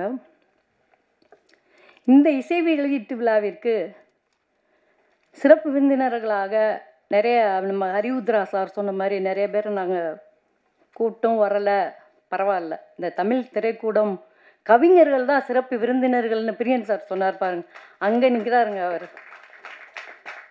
இன்னொரு விஷயம் நான் சொல்ல விரும்புகிறேன். இது ஒரு சின்ன விஷயந்தான், தப்பாக நினைக்காதீங்க. இன்னைக்கு காலகட்டத்தில் இன்னைக்கு நடந்த விஷயம் இது என்ன அப்படின்னு பார்த்தீங்கன்னா, இந்த ரேஷனில் வந்து இப்போ சொல்கிறாங்க கொடுக்குறாங்களே மெக்ஜாம் புயல் நிவாரணம். அந்த நிவாரணம் வாங்குறதுக்கு ரேஷன் கடைக்கு காலையில் நான் போயிருந்தேன். ரேஷன் கடை பக்கம் போனதே கிடையாது. காலையில் நான் போயிருந்தேன்.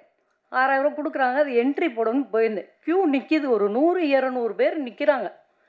அந்த க்யூவில் போய் நான் நின்னா எனக்கு எதுவுமே தெரியல. போய் ஒருத்தர்கிட்ட கேட்குறேன், இது என்னங்க ஃபார்ம் கொடுக்குறாங்க. இன்னொரு அம்மாட்ட போய் கேட்டேன், என்னதுங்க எப்படின்றாங்க. யாருமே சொல்ல மாட்டேங்கிறாங்க. இப்படிப்பட்ட காலத்தில் ஒரு நிதி வாங்குறது கூட இது என்ன நடக்குது, இது எப்படி வாங்கணும்னு தான் ஹெல்ப்பு தான் கேட்டேன். அதை கூட சொல்ல மாட்டேங்கிறாங்க இந்த மக்கள். இப்படிப்பட்ட உலகத்தில் ஒரு 40-50 பேர் கவிஞர்களை உருவாக்கிட்டு வர்றாரு பிரியன் சார். இந்த மனப்பக்குவம் யாருக்குங்க வரும்? யோசிச்சு பாருங்க. நம்ம பெற்ற தமிழ் மொழி, அந்த கலையை எல்லாரும் கற்றுக்கணும் அப்படின்ற ஒரு எரியில் அவரோட ஆஃபீஸ்க்கு நான் போயிருந்தேன். அன்னைக்கு தான் நான் மலைச்சிட்டேன் அந்த மனுஷனை பார்த்து. ஒரு 50 பேருக்கு கிளாஸ் எடுத்துகிட்டு இருக்காரு. இப்போ வந்து எல்லா கவிஞர்களும் பேசினாங்க, பார்த்துருப்பீங்க. அவர் சொன்னார், என்னுடைய வயது 58 இருந்தாலும் நான் தமிழ் மொழி கற்றுட்டு இருக்கேன்னு சொன்னார் பாருங்க. அது எவ்வளோ பெரிய விஷயம். அந்த அளவுக்கு அவர் வந்து எல்லாத்தையும் உருவாக்கிட்டு இருக்கார். ஒரு கவிஞனா, ஒரு கதை நாயகனா, டைரக்ஷன் அண்ட் இவ்வளோத்தையும் பார்த்துக்கிட்டு எல்லாருக்கும் எந்த வித ஒரு இடைஞ்சலும் வரக்கூடாது, இந்த விஷயத்தில் யாரையும் பாரபட்சம் பார்க்கக்கூடாது, யார் மனசும் புண்படக்கூடாதுன்றதில் கரெக்டாக கவனமாக இருக்கிறாங்க. அப்படிப்பட்ட ஒரு மனிதன் வந்து இன்னைக்கு நம்ம இந்த தமிழ் சினிமாவில் கதாநாயகனாக உருவாக்கியிருக்கார். இவர் வந்து எத்தனையோ ஹீரோக்களுக்கும் ஹீரோயினுக்கும் பாடல்களை, பிரபல பாடல்கள் பார்த்துருப்பீங்க, ஒரு 500 பாட்டுக்கு மேலே அவங்க எழுதியிருக்காங்க. அப்படிப்பட்டவருடைய படத்துக்கு இசை வெளிவிட்டலாவை நீங்கள் பத்திரிகையாளர் எல்லாரும் இதை எடுத்துக்கொண்டே கொடுக்கணும். இந்த பாடல் வந்து மிக அருமையாக வந்திருக்கு. இந்த படம் நல்லா வரணும். எல்லாரும் நீங்கள் தான் சப்போர்ட் பண்ணணும். அப்படிப்பட்ட பிரியன் சார் நல்ல ஒரு கதாநாயகனாக வரணும்னு எல்லாரும் உங்கள் முன்னாடி ஆசீர்வாதத்தோடு கேட்டுக்கிறேன். நன்றி, வணக்கம். தேங்க்யூ.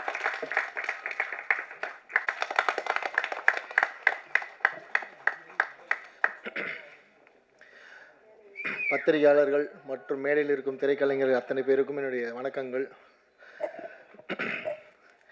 அரணம் சுத்தமான தமிழ் பெயர், நிறைய அர்த்தம் இருக்குது அதுக்கு. தமிழில் பாதுகாப்பு, மதில், அந்த மாதிரி நிறைய அர்த்தங்கள் இருக்குது. நல்ல தமிழ் பேர் வச்சதுக்கு முதல்ல நன்றி பிரியன் சார். இப்போ அது குறைஞ்சிட்டே வருது தமிழ் சினிமாவில். எல்லோரும் இங்கிலீஷில் பேர் வைக்க ஆரம்பிச்சிட்டாங்க ஸ்டைலாக. நிறைய இந்த மாதிரி சொல்கிறப்பவே பவர்ஃபுல்லாக இருக்க தமிழ் பேர்கள் இருக்குது, தேடி வைங்க. இயக்குநர்கள்கிட்ட நான் ஒரு கோரிக்கையாக வச்சுக்கிறேன் இந்த நேரத்தில்.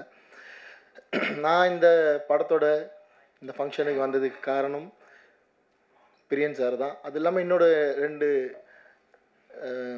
அசோசியேட்ஸ் இருக்காங்க. என்னோடய பிஆர்ஓ புவன் ஃபோன் பண்ணி, அண்ணா நீ வந்தே ஆகணும், பிரியன் சார் உனக்காக வெயிட் பண்ணுறாரு அப்படின்னு இவரே சொல்லிட்டாரு.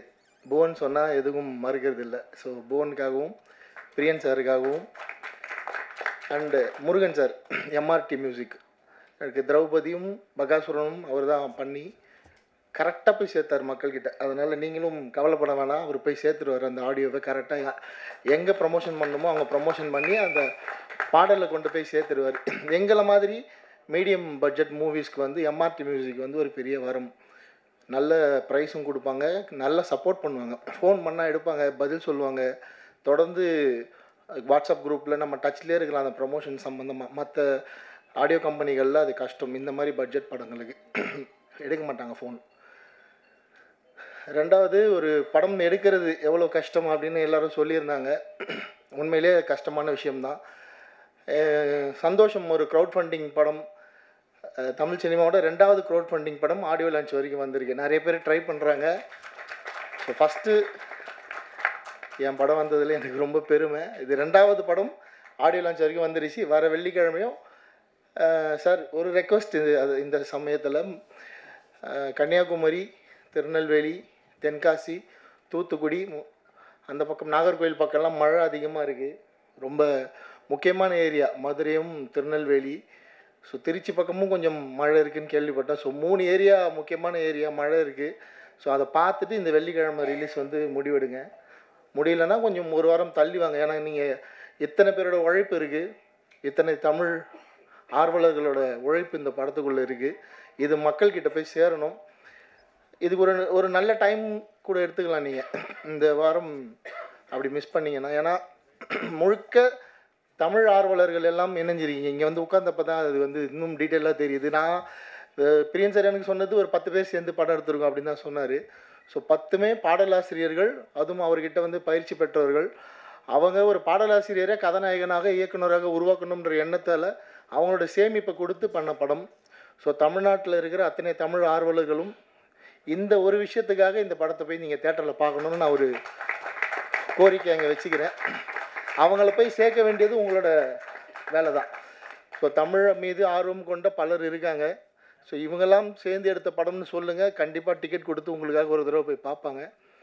அதை தாண்டி நான் இந்த படமத்தோட ஃபஸ்ட்டு வெர்ஷன் பார்த்துட்டேன். இப்போ ரீசெண்டாக இந்த வெர்ஷன் நான் பார்க்கல. பிரியன் சார் வந்து என்னை கூப்பிட்டு நீங்கள் இந்த படம் பார்த்தே ஆகணும் அப்படி சொல்லி நான் வந்து போய் பார்த்தேன். ரொம்ப நல்லா ஒரு ஃபஸ்ட் டைம் டைரக்ஷன் பண்ணுற மாதிரி அப்படிலாம் இல்லை. ஏன்னா பிரியன் சாருக்கு சினிமா புதுசு இல்லை, அவருக்கு எல்லாமே தெரியும். இருந்தாலும் ஒரு இயக்குனராக கதாநாயகனாக இருக்கிறப்ப அது ரொம்ப சிரமமான விஷயம். நம்ம மானிட்டர் பார்க்க முடியாது, நடிச்சுட்டு தான் போய் மானிட்டர் செக் பண்ணணும், டபுள் வேலை அது. அப்படி இருந்தும் ஒரு தரமான கதையை தேர்ந்தெடுத்திருக்காரு.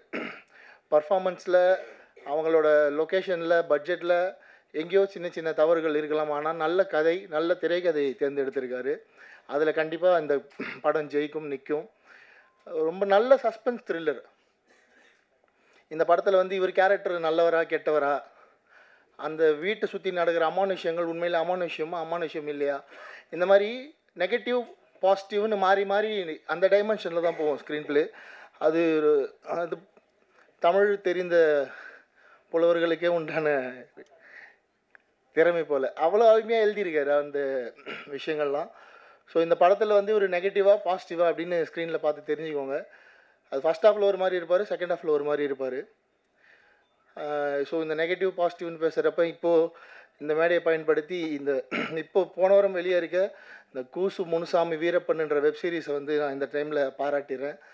ஜி ஸ்டுடியோவுக்கு ரொம்ப நன்றி, அண்ட் அந்த டைரக்டர் ஷரத்துக்கும் ரொம்ப நன்றி. ஒரு தரமான படைப்பை வந்து வெளியிட்டிருக்காங்க. ஸோ இவ்வளோ நாளாக கம்ப்ளீட்டாக நெகட்டிவாகவே தெரிஞ்ச வீரப்பன் அப்படின்ற ஒரு மனுஷன் இன்றைக்கி மக்கள் மத்தியில் ஓரளவுக்கு பாசிட்டிவாக போய் சேர்ந்துருக்காரு. ஆல்ரெடி வட தமிழ்நாட்டில் ஒரு ஹீரோ தான், ஆனால் இன்றைக்கி மொத்த தமிழ்நாடு முழுக்க, உலகம் முழுக்க வீரப்பனார் வந்து ஒரு ஹீரோ மாதிரி ப்ரொஜெக்ஷன் ஆகிட்டுருக்கு.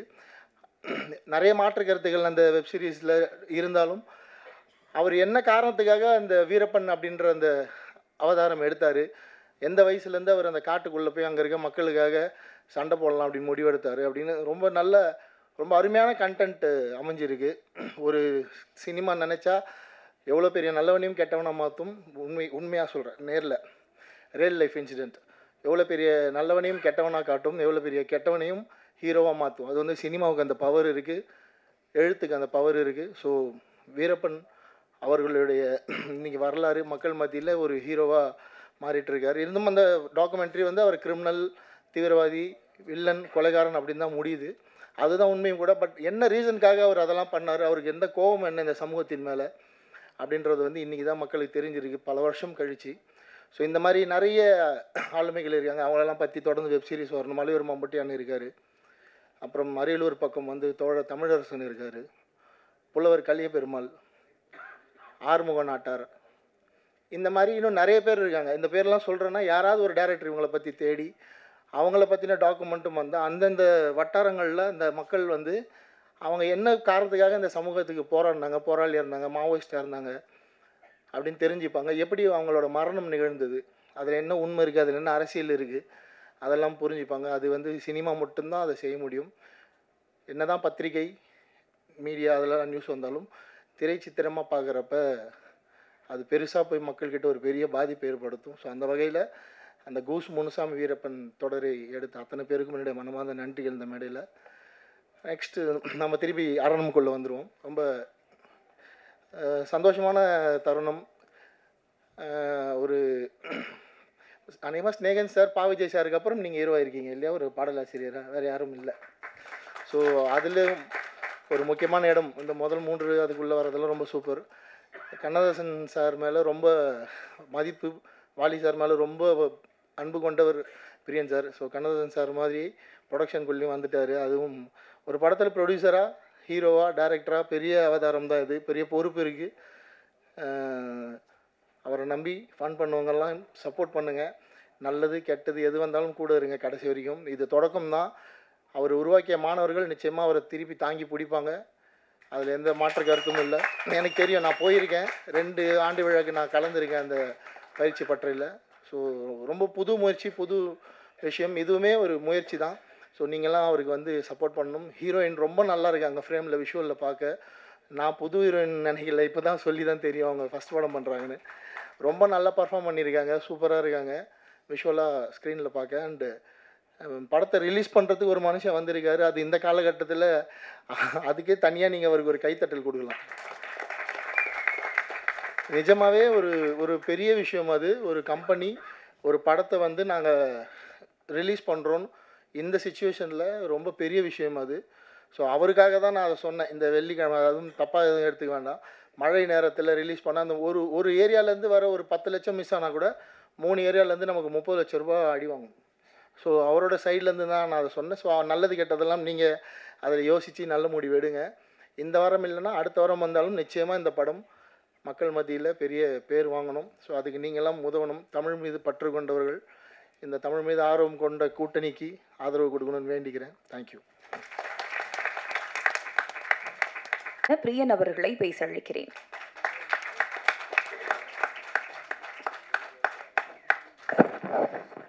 சுயம் கொளுத்தி படைப்பாளனாக்கிய தமிழ் தாய்க்கு வணக்கம். மேடையில் அமர்ந்திருக்கக்கூடிய அன்பு சொந்தங்களுக்கு வணக்கம். என்றும் ஏணியாயிருந்து எங்களை ஏற்றி வைக்கக்கூடிய, எழுத்தை என்றும் உச்சத்தில் வைத்திருக்கக்கூடிய அத்தனை பத்திரிகை ஊடக நண்பர்களுக்கு வணக்கம். என் நெஞ்சிற்கினிய தமிழ் திரைப்பாக்கூட சொந்தங்களுக்கு வணக்கம். அரணம்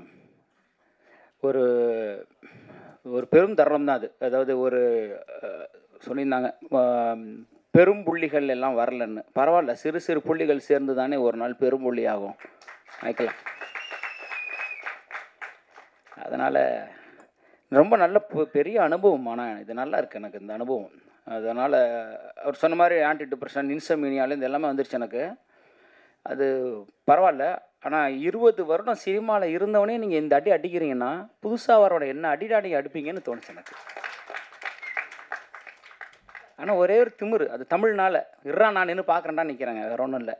வேற ஆளாக தான் நிற்பாங்களேன்னு தெரியல. நான் இருக்கிற இடத்துல அப்பேற்பட்ட ஒரு விளையாட்டு விளாட்றாங்க சீரியஸாக. என்ன மாதிரியான அரசியலாக இருக்குது. ஒரு கலைக்குள்ளேயே கலையை கொள்கிறவர்கள் இருக்கிறது அது சினிமாவாக தான் இருக்கும் போல இருக்குது. வெளியில் இருப்பானான்னு தெரியல. வெளியேருந்து ஒரு எதிரி வருவான், வெளியேருந்து ஒரு விஷயம் வரும், எங்கேயாவது ஒரு 2 துரோகி இருப்பான், இடுப்பில் குத்துவான். மொத்த பயிலும் சுற்றி இருக்கிறவங்களுக்கும் சினிமாவை அழிப்பதற்கான நாட்களாகவே இருக்கிறாங்கன்றத உண்மையிலுமே கண்மாடி பார்க்க நேர்ந்தது. இன்னொரு பாடலாசினா வருவோம், 25 பேர் இருப்பாங்க, அதில் 2 நிமிஷம் நம்ம பேசிட்டு இறங்கி போயிடுவோம். இதுதான் நமக்கான மேடை. அந்த ஒரு 2 வருஷம் வேறு ஒரு பார்வை. இங்கே வந்திருக்கக்கூடிய அனைவருக்கும் நன்றி. நான் சொன்ன மாதிரி மோகன் அவர்களெல்லாம் வெளியாலாம் கிடையாது. அதனால தான் நான் அவரை நான் விருப்பு விருந்தினர் லிஸ்ட்லேயே சேர்க்கல. அவர் என் குடும்பம், எனக்கு 15 வருடம் எனக்கு தெரியும் மோகன் அவர்களை. நான் ஒரு அடிப்படையிலேருந்து நாங்கள் பயணிச்சிருக்கோம். பழையவனார்பேட்டைக்கு முதல்லேருந்து அவர் எனக்கு பழக்கன்றதுனால ஒரு முறை சொல்லியிருக்கார், அண்ணே ஒரு புது பையனுக்கு பாட்டு தரேண்ணே, குக்குன்னு ஒரு பாட்டு எழுத போகிறானே, நீங்கள் என்னென்ன சொல்கிறீங்கன்னாரு. சந்தோஷமாக கொடுங்கன்னு சொன்னேன் அவர்கிட்ட. எனக்கு பாட்டு வேணான்னு சொல்லி நான் ஒரு புது பையனுக்கு பாட்டு கொடுத்தேன். அந்த திரௌபதியில் நினைக்கிறேன். எனக்கு வேணாம் மோகன், நான் எழுத 400 ஒரு பாடல் ஆயிரும், நீங்கள் அந்த புது பையனுக்கு கொடுங்க. அந்த பையன் எனக்கு பேச வச்சார். அந்த பையனுக்கு பேசினாப்புல ரொம்ப மகிழ்ச்சி. ரொம்ப யதார்த்தமான ஒரு கலைஞன் அவர், பெரிய தில்லு உள்ளவர். அதுதான் வேணும் இன்றைக்கி. அதெல்லாம் இன்றைக்கி காணா போச்சு. இன்றைக்கி கலைஞர்கள் வீரியமே இல்லாமல் இருக்கிறாங்கன்றது ரொம்ப கோபமாக இருக்குது. மோகனுக்கெலாம் சரியான வீரியம் இருக்குல்ல. இப்படி தான் அன்றைக்கி எல்லா கலைஞர்களுமே இருந்தாங்க. நீங்கள் யோசிச்சு பாருங்கள், ஒரு காலகட்டத்தில் அவ்வளோ தைரியமான வீரியமான கலைஞர்கள் இருந்தாங்க. படமே நீ பார்க்க கஷ்டமாக இருக்குது. வெட்டுறான் குத்துறான் இருக்கட்டும், என்னமே. அதில் நன்றி மோகன் அவர்களே.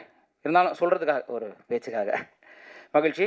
ஒரு 3 தரப்பாக பேசுகிற இந்த இடத்துல அரணம் குழுவுக்கு என்னுடைய நன்றியை தெரிவிச்சுக்கிறேன். முதல்ல கதைநாயகி வர்ஷா, அதாவது தன்னுடைய இசை வெளியீட்டு விழாவுக்கு, தன்னுடைய படத்துடைய ப்ரொமோஷனுக்கே வரமாட்டாங்க கதைநாயகிகள்.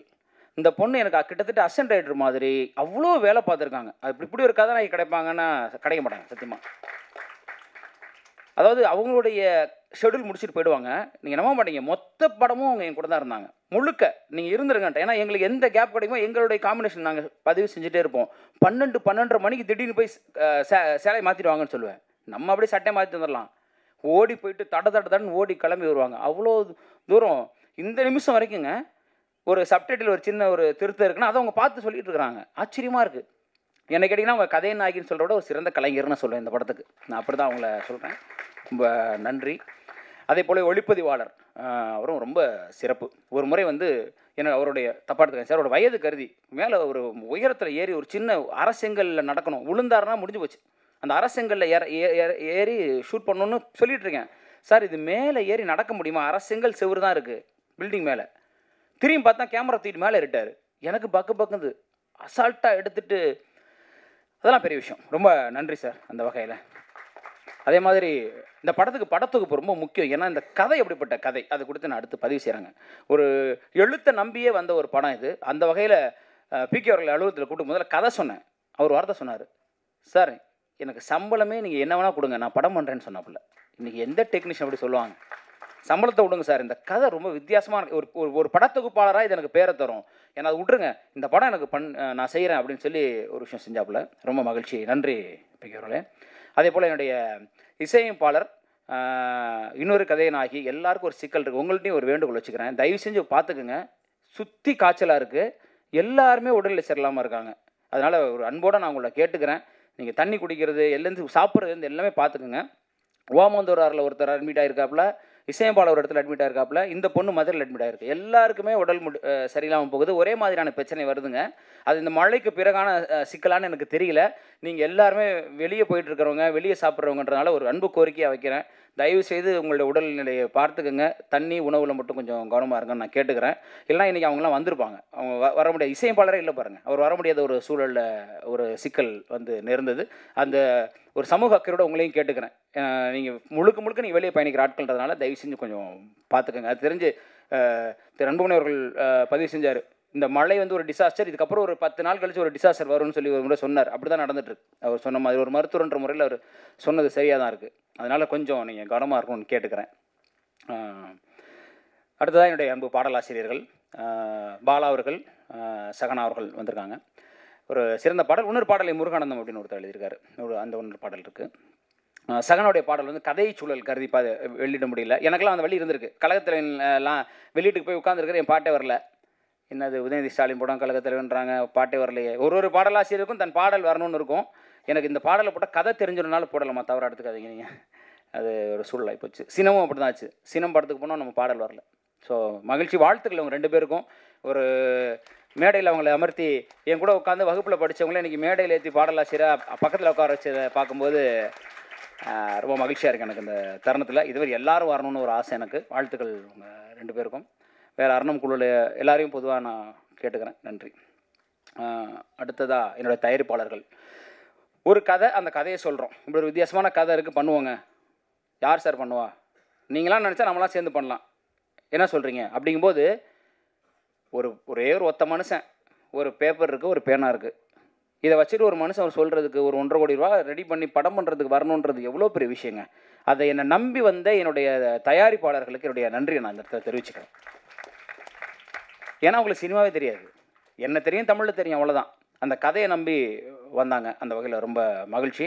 அதில் நான் ஒரு விஷயம் ரொம்ப உறுதியாக இருந்தேன். அதாவது பாடலாசிரியர் பிரியன்ற ஒருத்தன் திருச்சிராப்பள்ளியிலேருந்து 2003 சென்னைக்கு வர்றான், அவன் பயணிக்கிறான், போராடுறான், 10 வருஷம் படாத பாடுபடுறான், சாப்பாடு வழி இல்லை, வண்டியை பெட்ரோல் இல்லாமல் தள்ளுறான், எல்லாம் பண்ணிட்டு தனக்கான வீடு வாங்கியாச்சு, கார் வாங்கி இடம் வாங்கியாச்சு. தமிழ் இந்த திரைப்பாடல் அவனுக்கான இடத்த கொடுத்துச்சு. அப்புறம் என்ன பண்ணுறது? 10 வருஷத்துலேயே ஒரு இடத்த கொடுத்துருச்சு. வெற்றி பாடல்களோடு நெறிஞ்சு நிற்கிறோம். நிச்சயமாக தோணுச்சு, ஒரு பாடலாசிரியர் நம்ம சொல்லிக் கொடுக்கல, ஒரு பாடலாசிரியர் வழிகாட்டலை, ஏன் நம்மளும் இப்படி இருக்கணுன்றதுனால தான் 2013 தமிழ் திரைப்பாக்கூடம் அப்படின்ற ஒரு விஷயத்தை நான் கொண்டு வந்தேன். ஏன்னா நான் கேட்டிருக்கேன் மூத்த பாடலாசிரியர்கள்ட்ட, ஏன் அங்கே பண்ணுறீங்கன்னு மூஞ்சி நேரம் சொன்னாங்க. நீங்கள் பாட்டு எழுதுங்க, நான் எழுதுகிறேன், நீங்கள் எதுக்கு முன்னரால கொண்டு வரீங்க, நீங்கள் எப்படி இருக்கீங்க, நீங்கள் சும்மா இருங்க, பண்ணாதீங்கன்னு அதை தவிர்த்துட்டு தான் இருந்தாங்க. பெரிய பாடலாசிரியர் நம்ம தலைமுறை கடந்த மூத்த கவிஞர் வாலியவர்கள் மட்டும்தான், யாருமே செய்யாத விஷயம் நீ செய்ய அப்படின்னாரு. எனக்கு கண்ணதாசனுக்கெல்லாம் பாடலாசிரியர் தான் பேர் வரும், ஆனால் உனக்கு தான் பாடலாசிரியர் உருவாக்கிய பாடலாசிரியர் பேர் வரையா அப்படின்னு வார்த்தை சொன்னார். அந்த ஒரு மகிழ்ச்சி. அப்போ 13லேருந்து 23 வரைக்கும் என் 10 வருஷம் நான் அப்படி தான் வாழ்கிறேங்க. என்னுடைய பாடல்கள் குறைஞ்சி போச்சு. நீங்கள் பார்த்தீங்கன்னா தெரியும், 2003 to 2013 வரைக்கும் தட்டி தூக்கியிருப்பேன், அவ்வளோ பாடல்கள். அப்புறம் 13லேருந்து 23 வரைக்கும் பார்த்தீங்கன்னா எழுதிட்டு தான் இருக்கேன். இப்போ வரைக்கும் எழுதிட்டு தான் இருக்கேன். இருந்தாலும் பார்த்தீங்கன்னா கொஞ்சம் கம்மியாக இருக்கும். ஏன்னா நான் சம்பாரித்து இன்னொரு கார் வாங்கலாம், இன்னொரு வீடு வாங்கலாம், அதனால் என்ன பண்ண போகிறோம்? போகும்போது ஒன்றும் கிடையாது. ஒரு 10 பேருக்கு அறிவை கொடுத்து செல்வது, அறிவு தானம் தான் எங்கள் குலத்தில் மிக சிறந்தது. சாப்பாடு போட்டு அடுத்ததில் பசிக்கும், ஆனால் அறிவை கொடுத்துட்டானா அவன் காலத்துக்கு நிலச்சி நிற்பான். அப்புறம் நான் படித்தேன், தமிழ்னு மேடை பேசிக்கிட்டு வளர்த்துக்கிட்டு கட்சி வளர்த்துக்கிட்டு இருக்கிறதுக்கு அதுக்கு நான் சொல்லிக் கொடுக்குறதா உண்மை. தமிழுக்கு நான் திருப்பி என்ன செய்கிறேன்னு ஒன்று இருக்குல்ல. என் மொழி எனக்கு உணவிட்டு இருக்கிறது, என் மொழி எனக்கு கலை கற்பித்திருக்கிறது, என் மொழி என்னை வாழ்வித்திருக்கிறது. அந்த மொழிக்கு நான் என்ன செஞ்சேன்றதான் அப்போ தான் நான் கலைஞன்னு சொல்லிக்கிறதுக்கு எனக்கு தகுதி இருக்குது. அந்த வகையில் ஒரு 200-250 பேருக்கு எந்த பாரபட்சமும் மற்ற ஒருத்தர் சொன்னார், உங்களுக்கு எதிரிகளை நீங்களே உருவாக்கி கொண்டீர்கள்னாரு. நான் ரொம்ப மகிழ்ச்சி. போர்க்களத்தில் நிற்பதற்கான தைரியமும் துணிச்சலும் எனக்கு இருக்கிறது. என் எதிரில் நிற்பவன் ஜெயிச்சால் நான் தான் ஜெயித்தேன், தோத்தால் நான் தானே ஜெயித்தேன். என் பிள்ளைங்க தானே அதெல்லாம். அந்த மாதிரி அதில் ரொம்ப மகிழ்ச்சி. அதன் வழியாகத்தான் இன்றைக்கி அரணம் வந்தது. கதையை நம்பி வந்தாங்க, அவ்வளோதான் நான் சொல்லுவேங்க. கதையை நம்பி வந்த தயாரிப்பாளர்கள் பிரச்சனைகள் இருக்க தான் செய்தது. ஒரு இயக்குனராக படம் எடுக்கும் பொழுது ஒரு விஷயத்தை பார்க்கும்போது மாற்றணும்னு தோணுச்சு. அப்போ தான் மோகன் அவர்கள்லாம் வந்தாங்க. மோகன் என்ன விஷயங்கள், அவர் சில விஷயங்கள் சொன்னாங்க. அப்புறம் அப்படி இப்படின்னு மாற்றி பிரச்சனை, அதாவது சினிமா பிரச்சனை தான், அது இல்லைன்னு சொல்ல மாட்டேன். வருத்தம் என்னென்னா, இப்படி பிரச்சனையவே ஒருத்தன் வாழ முடியுமா சினிமாவில்? வெளியேருந்து பிரச்சனை வந்தால் சமாளிக்கலாம். இப்போ சேகுவேராவுக்கும் பெடல் காஸ்ட்ரோவுக்கும் அமெரிக்க ஏகாதிபத்தியத்துலேருந்து தான் பிரச்சனை வந்தது. சேகுவேராவும் பெடல் காஸ்ட்ரோவே பிரச்சனை இருந்தால் என்ன பண்ணுறது? இங்கே அப்படி தான் இருக்குது இல்லையா? அமெரிக்க ஏகாதிபத்தியம் இருந்துச்சு, தைரியமாக எதுதாங்க. அதுக்கு ஒரு காரணம் இருந்து வெளியேருந்து ஒருத்தன் உள்ளே வந்தான். உள்ளே திரும்பினாலே பாடலாசிரியர் தானே நீங்கள் நடிக்கிறீங்களா? அங்கே ஆரம்பிக்குது வன்மம். நீங்கள் ஏன் டைரக்டர் ஆறீங்க? நான் என்ன வேணும் எனக்கு தோணுகிறது, எனக்கு ஒரு விஷயம் இருக்குது, என் சுதந்திரத்தை பறிப்பதற்கு உனக்கு என்னடா பிரச்சனைன்ற அளவுக்கு நீ பண்ணக்கூடாது. சீரியஸா என்ன பண்ணக்கூடாது? அப்போ எனக்கு 2 மடங்கு கோருது. தமிழ் படித்ததுக்கப்புறம் அந்த தன்மானமும் சுயமும் பாரதியை படித்தது இல்லைன்னா அப்புறம் என்ன அர்த்தம் இருக்குது? அப்போ தான் 2 மடங்கு கோவம் நான் பார்த்துக்கிறேன். அந்த உச்சம், அந்த கோவத்தில் தான், இந்த கோவம் தான் ஆரணும் என்ன கேட்டிங்கன்னா. இந்த சினிமா மீது உள்ள கோவம்னே நான் சொல்கிறேன். இந்த இடத்துல அவ்வளவு சிக்கல்கள் அதை எடுத்து செல்வதற்கு இருந்தது. ஒரு பொறுப்பாக ஒரு திரைக்கலைஞன் வந்து எல்லா மேடையிலும் ஏன் கலைஞர்கள் அழுகிறார்கள்னு நம்ம யோசிச்சு பார்க்க வேண்டியிருக்குங்க. ரொம்ப கஷ்டமாக இருக்குது. எல்லா மேடையிலும் யார் வந்தாலும் முதல்ல யார் அழுறா பாருங்களேன். நடிகர்கள் அழுறதில்லை. எல்லா இயக்குனரும் இங்கே மைக்கை பிடிச்ச உடனே அழுறான். அது விஜயகுமார் ஆகட்டும், இப்போ ஃபைட் கிளப் விஜயகுமாரில் நீங்கள் எடுத்து பாருங்கள். முதல்ல மைக்கை பிடிச்ச மனோஜ்குமார், யாராக இருந்தாலும் மைக்கை பிடிச்சோன்னே அழுறாங்கன்னா ஒரு கலைஞனை அலை வைக்கக்கூடிய இடம் எப்படிங்க நல்லாயிருக்கும்? ஒரு கலைஞனுக்கான வாய்ப்பை நம்ம தர வேணாமா? சினிமாவில் ஒரு கலைஞனை காயப்படுத்தலாமா? சினிமா கார்ப்பரேட்காரர்கள் கையில் போயிடுச்சு. ஒரு காலத்தில் படைப்பாளிகள் கையில் சினிமா இருந்தது. எனக்கு கேட்டு திரும்ப சினிமா பணக்காரர்கள் கையிலிருந்து மீண்டும் படைப்பாளிகள் கரங்கள் எனக்கு சினிமா வரணும் திருப்பி. ஒரு பாலுமேந்திரா ஊட்டியில் போயிட்டு அசால்ட்டாக படம் எடுத்துட்டு வந்துட்டார். ஏவிஎம்லாம் கையை கட்டி நான் படம் பண்ணலன்றார். இப்போ படம் வேறு மாதிரி இருக்குங்க, நான் பண்ணல. 300 கோடி 400 கோடிக்கு குப்பையாக இருக்குது. சித்தா மாதிரி, அயோத்தி மாதிரி, அற்புத கிடா வந்து புலம்புறாரு. எறும்புன்னு ஒரு படம் வந்தது, யாருக்கும் தெரியாது. ஒரு ஆகச்சிறந்த கலையை மக்கள் ரசிக்க தயாராக இருக்காங்க, சத்தியமாக ரசிக்க தயாராக இருக்காங்க. சில படங்கள் திரையரங்குகளில் தோற்ற படங்கள் ஓடிடியில் ஓடிட்டு இருக்கு. நீங்கள் பார்த்தீங்கன்னா தெரியும், ஓ இந்த படம் வந்திருக்கா, நல்லா இருக்கு. அப்போ மக்கள்கிட்ட கொண்டு போய் சேர்க்கவே முடியல இந்த படத்தை. ஒரு படம் 1500 தேட்டரில் அவங்க தான் வருவாங்க. அத்தனை ஷோவும் நீங்கள் தான் வருவீங்க. ஓடிட்டு இருக்க படத்தை தூக்கிடுவீங்க. புது படம் வர முடியாது. அரணம் தோற்றாலும் அதை எதிர்கொள்ள தயாராக நான் நிற்கிறேங்க. அந்த ஒன்றில் தான் நான் நின்றுருக்கேங்க. சும்மா நாச்சுக்கு நான் அரணம் ஜெயிச்சிரும், அரணம் பயங்கரமாக அப்படியே ஆகிடும்லாம் எனக்கு தெரியாது. ஏன்னா இந்த கும்பலில் இதுக்கப்புறம் அட்லீஸ்ட் நான் படத்தை எடுத்து ரிலீஸ் பண்ணுற தில் எனக்கு இருக்குடான்றது தான். அவ்வளோதான் எனக்கு. அதுக்கு தான் வந்து நிற்கிறேன். அவ்வளோதான். எதிர்கொள்றதுக்கு தயாராக இருக்கேன். அதாவது உண்மையை சொல்ல போனால் இந்த திமிங்கலங்களுக்கு மத்தியில் நான் தோல்வியை எதிர்கொள்வதற்கு தயாராக வந்து நிற்கிறேன். அவ்வளோதான். அப்புறமா அடுத்து படம் பண்ணணும். அதுக்காக ஓடிலாம் போயிட மாட்டேன். அதான் உண்மை. ஸோ படைப்பாளிகள் கரங்களில் திருப்பி சினிமா வரணும். எங்களுடைய தனித்தனி படைப்பாளிகள் எடுத்த சினிமா எங்களுக்கு மீண்டும் வேணும். உங்கள் 200 கோடி 300 கோடி குப்பைகளை தயவு செஞ்சு எங்கேயாவது எடுத்துப்படுங்க. நல்ல நல்ல கலைஞர்களை கலைகளை கொண்டாடுவதற்கு எங்கள் பத்திரிகையாளர்கள் இருக்கிறார்கள், மக்கள் இருக்கிறார்கள். இடையில பூந்துட்டு நீங்கள் பண்ணுற அட்டகாசம் தாங்க முடியல. ஒரு இடத்துலையும் நீங்கள் கொடுக்கக்கூடிய சிக்கல்கள் வந்து சினிமாவை சீரழித்து கொண்டிருக்கிறது. ஒரு படம் எடுத்தால் ட்ரக்ஸு அட்டி தட்டி வெட்டி இதையே நீங்கள் படமாக காமிச்சிங்கன்னா மக்களுக்கு என்ன சொல்கிறீங்க? மக்களுக்கு என்ன கருத்தை நீங்கள் கொடுக்குறீங்க? என் படத்துல வெட்டு இருக்குங்க, எதுக்கு வெட்டுறான்? என் படத்துலையும் பிரச்சனை இருக்குங்க, எதுக்கு பண்ணுறான்? சமூக அறம் வேணாமா ஒரு கலைஞனுக்கு? ஒரு கலைஞன் ஒரு கதையை பேசுகிற பொழுது, ஒரு கலையை மக்களிடம் கொண்டு செல்கிற பொழுது ஒரு அடிப்படை அறம் வேணாமா? ஏன் சித்தா கொண்டாடப்படுது? ஒரு பெண் குழந்தை மீதான பாலியல் வன்முறை பேசுகிற பொழுது எத்தனை குடும்பங்களுக்கு அது போய் சேருது? ஏன் அயோத்தி கொண்டாடப்பட்டுச்சு? எங்கிருந்தோ அந்த வடநாட்டு பெண்ணுக்கான ஒரு அன்பை எங்கிருந்தோ ஒருத்தன் செலுத்தினான்ற போது அந்த படம் எவ்வளோ பேருக்கு போய் சேருது? சினிமா சாதாரண கலை இல்லை, அது அற்புதமான ஒரு இடம். அதில் 1000 விஷயங்களை சொல்கிற இடத்துல வந்துட்டு அவ்வளோ ஒரு அட்டகாசமான ஒரு விஷயமா காசு மட்டும் இருந்தால் போதும் என்ன வேணால் பண்ணிடலான்னு படம் பண்ணுறாங்க. அப்போ பண்ணிட்டு போங்க, ஏதோ ஒன்று பண்ணுங்கள். ஆனால் உண்மையிலுமே சினிமா பண்ணக்கூடாது. அது சீரியஸாக கிடா இயக்குனரை நினச்சி பார்க்கும்போது வருத்தமாக, அது 10 டிக்கெட்டுக்கு கிடையாது வெளியே போனான்னு சொல்கிறாங்கன்னா எப்படி ஒரு திருப்பி கிடா எடுப்பார்? அழகர் சாமியின் குதிரை எடுத்த சுசீந்திரன் என்ன பண்ணிருக்காரு? நான் மகாநாளில் எடுத்து 100 நாள் வெற்றி பெற்ற அவர் எந்த தைரியத்தில் அழகர் சாமியின் குதிரை எடுத்து வந்து பண்ணார்? அவரை திருப்பி அடித்து விரட்டி அவர் திருப்பி கமர்ஷியல் சினிமாவுக்கு போயிட்டு இருக்காரு. இப்போ கலைஞர்களை ஊக்குவிக்க வேண்டுன்றது, ஏன்னா ஒரு கலைஞனா அந்த வேதனை எனக்கு இருக்குது. இப்போ இந்த இடமே எனக்கு அதுதான் நான் பதிவு செய்ய விரும்புகிறேன் நண்பர்களே. அதாவது என்ன செய்யும் சினிமா, என்ன ஒரு பொறுப்பாக என்ன ஆகுது? ஆன்டி டிப்ரெஷன், இன்செமினி, அதாவது போயிடுச்சு, உச்சக்கட்டத்துக்கு போயிடுச்சு. ஒரு ஆரம்பத்தில் நிற்கும் போது ஒரு 100 பேர் நிற்கிறான். திரும்பி பார்க்கும்போது இந்த வடிவேல் காமெடியில் வர மாதிரி எங்கடா இங்கே இருந்த ஒருத்தனையும் காணோன்ற மாதிரி ஓடி போகிறான். ஒருத்தனுமே இல்லைங்க பின்னாடி. பாடலாசிரியர் பிரியன் மட்டும் நிற்கிறான், எங்கடா யாரையும் காணோம். இந்த படத்துக்கு வேறு பணம் வாங்கியிருக்கலாம் வெளியே. எனக்கு ஒரு சாதனை வேணும்னு ஆசை. எப்படி பாடலாசிரியர் வாங்கின பாடலாசிரியர் ஆகணும், தமிழ் திரைப்பாக்கூட மாணவர்கள் மட்டுமே தயாரித்த சாதனை இப்போ மோகன் அவர்கள் இங்கே பதிவு செய்கிறாருன்னு அதை நான் செஞ்சதுனால தானாச்சு. வெளியேருந்து காசு வாங்க வந்திருக்குமா அது?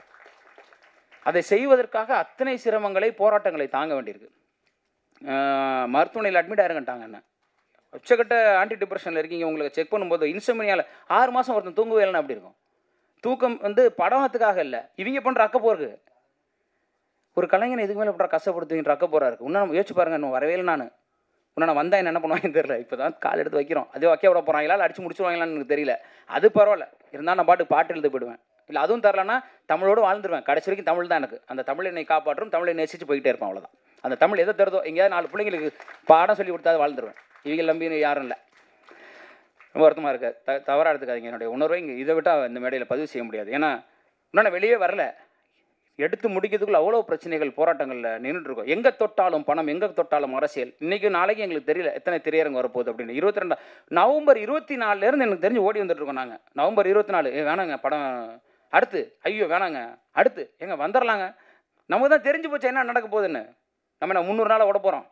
இன்றைக்கி எத்தனை பெரிய படம் வந்தாலும் 10 நாள், 1 வாரம், அதிகபட்சம் தாண்டினா 2 வாரம். ஆகச்சிறந்த படங்களுக்கு அப்படின்ற போது நாங்கள் ஒரு எளிய படம், ஒரு எளிய மனிதர்களுடைய முயற்சிங்கும் போது எங்களை 1 வாரம் தாங்க விட்றாங்களான்னு தெரில. நான் தான் தயாராகிட்டேன் அவர்கிட்ட. இப்படி யாராவது ஒரு ஒரு பொறுப்பில் போய் டிஸ்ட்ரிபியூட்டர் சொல்லியிருப்பாங்களே தெரில. என் படம் என்னன்னாலும் பரவாயில்ல ரிலீஸ் பண்ணுங்கன்னு சொன்னேன் அவர்கிட்ட. ஏன்னா அவர் படம் பார்த்தோன்னே ஒரு விஷயம் சொன்னார். அதில் நான் அறிவுத்திர அவர்களுக்கு ரொம்ப நான் நன்றி தெரிவிச்சுக்கிறேன். 2-3 வெளியீட்டாளர்கள் வந்தாங்க, எல்லாருமே வெளியீட்டாளர்கள். இவர் அறிவுத்திரா சார்ட்ட ஏன் கொடுத்தேன்னா ஒரே விஷயம், அவர் டைரக்டர் ப்ரொடியூசர். என் வழி என்னன்னு அவருக்கு தெரியும், ஒரு கலைஞனோட வழி என்னன்னு ஒரு கலைஞனுக்கு தெரியுன்ற ஒரே காரணத்தினால தான் அவர் எடுத்துக்கிட்டாருங்க. அவருடைய பெருந்தன்மை, படம் பார்த்த உடனே படம் ரொம்ப பிடிச்சி போச்சு. தமிழ்நாடு, கேரளா, கர்நாடகா எனக்கு கொடுத்துருங்க சார் அப்படின்னாரு. எப்படி இருக்கும் காதில் கேட்கும்போது? நம்ம படத்தை ஒருத்தர் வாங்கிக்கிறேன்றாரு, பரவாயில்லையே. ஏன்னா வர்றவங்கெல்லாம் ஒரு கதை சொல்கிறேன், அதை மாற்றுன்றான், அது மாதிரி. அப்படி திரு அறிவுத்ரா அவர்கள் இப்போ கையை பிடிச்சி நிற்கிறதுனால ஓரளவுக்கு நான் நகர்ந்து போகிறேன். இல்லைனா ஒத்தாலாம் நின்றுட்டு இருந்தேன். என்ன பண்ணுறதுன்னு தெரியல. இத்தனைக்கும் இவ்வளோ பேர் சினிமாவில் நம்ம சுற்றி நிற்கிறான். எங்கே போனாங்கன்னே தெரில எல்லாரும். நான் பெருமையாலாம் சொல்லிருந்தேன், நான் அவரை கூப்பிடுவேன், நான் இவரை கூப்பிடுவேன், நான் நம்பிட்டு இருந்தேன். அவங்க வந்துடுவாங்க. நம்ம தான் பாட்டு எல்லாமே நம்ம ஹிட்டு கொடுத்துருக்கோமே, எவ்வளோ பாட்டு ஹிட்டு கொடுத்துருக்கோம். ஒரு ஃபோன் பண்ணால் நமக்கு சப்போர்ட் பண்ணிட போகிறாங்க, ஒரு ஃபோன் பண்ணால் வாங்க கவிஞரன் பண்ணிடுவாங்கன்னு நினச்சேன். திரும்பி பார்த்தா ஒருத்தனையுமே காணோம். திருப்பி அடிக்கணும் போல எல்லாரையும். இதுக்காகவாது ஜெயிக்கணும்னு தோணுது, இதுக்காகவாது எந்திரிச்சு வந்துடணும்னு தோணுது. அந்த வகையில் அறிவுத்திர அவர்களுக்கு என்னுடைய நன்றியை தெரிவிச்சுக்கிறேன் சார். ஏன் கூட நான் தான் ஓடுறேன், அவர் ஒரு ஏதாவது ஒரு பெரிய ஆர்டிஸ்ட் படம் மட்டும் போக வேண்டியது தானே. என் படத்தை வெளியிடுறதுக்காக போராடிட்டு இருக்கார் அவருங்கும்போது அது ஒரு ரொம்ப மகிழ்ச்சி. போராட்டங்கள் தான், சிரமங்கள் தான். இப்போ பாருங்க, இப்போ கூட மோகன் அவர்கள் ஒரு விஷயத்தை சொன்னார், 29 கூட போகலாமான்னு. ஆலாம் ரைட், தயார் தான். இத்தனை வருடங்கள் காத்திருந்தவர்களுக்கு இன்னொரு வாரம். நீங்கள் சொன்னது சரிதான். ஒரு பிரச்சனை இருக்கும்போது நம்ம எப்படி கொண்டு வரும்? 30 லட்ச ரூபான்றது பெரிய விஷயம். அந்த வகையில் அதை கண்டிப்பாக செய்யணும். அதனால் அதோட கொடுமை உத்ரா அவர்கள் மீண்டும் பதிவுறேன். வெளிப்படம் வந்தது கூட பரவாயில்லைங்க. முத்து ஆள வந்தான்னு 10 வருஷம் அவங்க என்ன சம்பாரிச்சாங்கல்ல, திருப்பி அதை வேற கொண்டு வரீங்க நீங்கள். இருக்கிறவங்களுக்கே தேட்டர் கிடைக்க மாட்டேங்குது. இருக்கிற படத்தை ரிலீஸ் பண்ணுறதுக்கு ப்ரொடியூசர் சாவுறான். இவங்க உட்காந்துட்டு இப்போ எங்கெங்கேயோ அவங்க 10 வருஷம் சம்பாரிச்சதெல்லாம் குப்பையை போட்டு நோண்டி திருப்பி எடுத்து திருப்பி நீங்கள் தான் சம்பாரிச்சிட்டிங்கல்ல. இன்றைக்கி மட்டும் 3 தேட்டர் ஓடுதுங்களாங்க. திருப்பி அந்த தேட்டரில் நீங்கள் படத்தை போட்டால் யார் நீங்கள் தான் சினிமாவை கொள்றீங்க. அப்புறம் நல்ல படம் வரல. மலையாளத்தில் சினிமா சூப்பராக இருக்குது, தெலுங்கில் சூப்பராக இருக்குது, அங்கே அருமையான கதை பண்ணுறாங்கன்னா நாங்கள் தான் கதை பண்ணுறோமே, நீங்கள் பார்க்க விட மாட்டீங்களே. நீங்கள் திருப்பி வேறு படங்களை 10 வருஷம் கழிச்ச படம் தேவையாங்க? நீங்கள் சொல்லுங்கள். அவன் டிவிலே 100 தடவை பார்த்துருப்பாங்க மக்கள். அதை இன்றைக்கி போய் திரையரங்குக்கு போய் பாருங்கள், வெளியே முழுக்க ஏதோ 10 வருஷம் பழைய படம் போஸ்ட் ஒட்டி வச்சுருக்காங்க. இல்லைனா ஹிந்தி படம் இருக்குது. அக்வாமேனுக்கும் நமக்கு என்னங்க சம்மந்தம் இருக்குது? அக்வாமேனுக்கும் நமக்கு என்ன சம்மந்தம் இருக்குது சொல்லுங்கள். அவன் சம்பாதிப்பாங்க, உலகளாவியாலும் சம்பாதிப்பான். என் தயாரிப்பாளர் அத்தனை 1000 படத்தை வச்சுக்கிட்டு எங்களுக்கு ஒரு கடன் கலைச்சிடாதா? அந்த படத்துக்கு பின்னாடி ஒரு 1000 குடும்பம், 500 குடும்பம் இருக்குது. அவெல்லாம் ஒரு சினிமா ஜெயிச்சிட மாட்டோமா, வந்துட மாட்டோம். நம்மனா நீங்கள் அக்வாமேனு டங்கு டுங்குன்னு நீங்கள் கொண்டு வந்தீங்கன்னா அதையாவது விட்டு தொலைங்க. முத்துவெல்லாம் இப்போ யாருங்க கேட்டாப்பாங்க? டிவியில் ஒரு 300 தடவை போட்டாங்க. யூடியூப்லேயே 10 லாங்குவேஜில் இருக்குது. நீங்கள் ஹிந்தியிலலாம் ரஜினி பேசுவார், நீங்கள் போட்டிங்கன்னா விட்டா கொரியன்லேயே பேசுவார், ஜப்பானீஸ்லாம் பேசுகிறாரு. ஏன்னா அவருக்கு ஜப்பான் ரசிகர்னு. அவ்வளோ தூரம் பார்த்த படத்தை திருப்பி எடுத்துகிட்டு தேட்டரை பிடிச்சிக்கிட்டு புரியலைங்க எனக்கு. ஒரு சினிமா பண்ணுறோம், கொண்டு போகிறோம், எவ்வளோ ஒரு புதுசாக சொல்கிறேன். நீ நல்லா திட்டுங்க, சட்டை பிடிச்சி திட்டுங்க. வாய்க்கிலே பேசுகிறியா, உன் படம் நல்லா இல்லை, கருத்து என்ன சொல்கிறேன்னு திட்டுங்க. அப்போ நாங்கள் வாங்கிக்கிறோம். நாங்கள் திருப்பி ஒரு நல்ல படம் திருப்பி கொண்டு வந்து கொடுக்குறோம். அதுக்கு எங்களுக்கு இடத்த கொடுங்க, வாய்ப்பு கொடுங்க, எங்கள் படத்தை விற்கிறதுக்கான இடத்த கொடுங்க. சுற்றி நின்றுட்டு இன்னும் முத்து ஆளை வந்தான்னு டங்குன்னு காமெடி பண்ணிருக்காங்க. இதுக்கு பின்னாடி நாங்கள் 10 பேர் இங்கே போராடணும், ஐயா படம் கொடுங்க ஐயா. எத்தனைங்க எந்த தொழிலுங்க முதலாளி கை கட்டுறான், கார்பரேட்காரன் கையை வைக்கிறானே.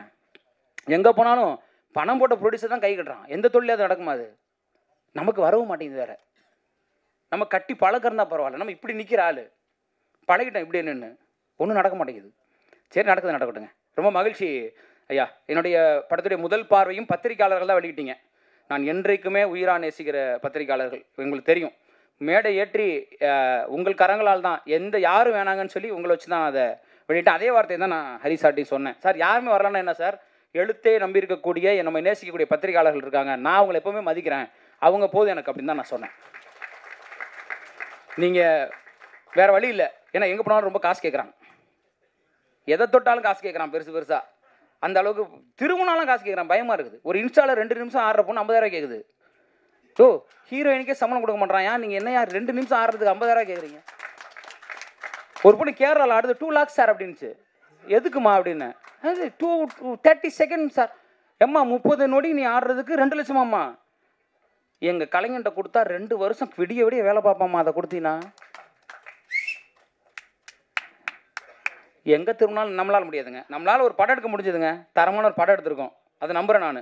அதுக்கான உத்தரவாதத்தை நான் உங்களுக்கு கொடுப்பேன். ஏன், ஒரு எழுத்தாளனின் கதை, ஒரு எழுத்தாளனின் கதை இது. அரணம் என்பது ஒரு எழுத்தாளன் எழுதிய கதை.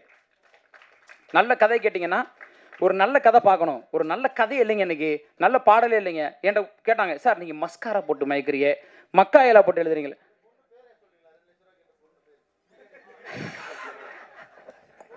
அது நம்ம அமலா சாஜி தான், வேறு யார்? ஃப்ளைட்லாம் போட்டு தெரியுங்களான்னு வேறு கேட்டுச்சு.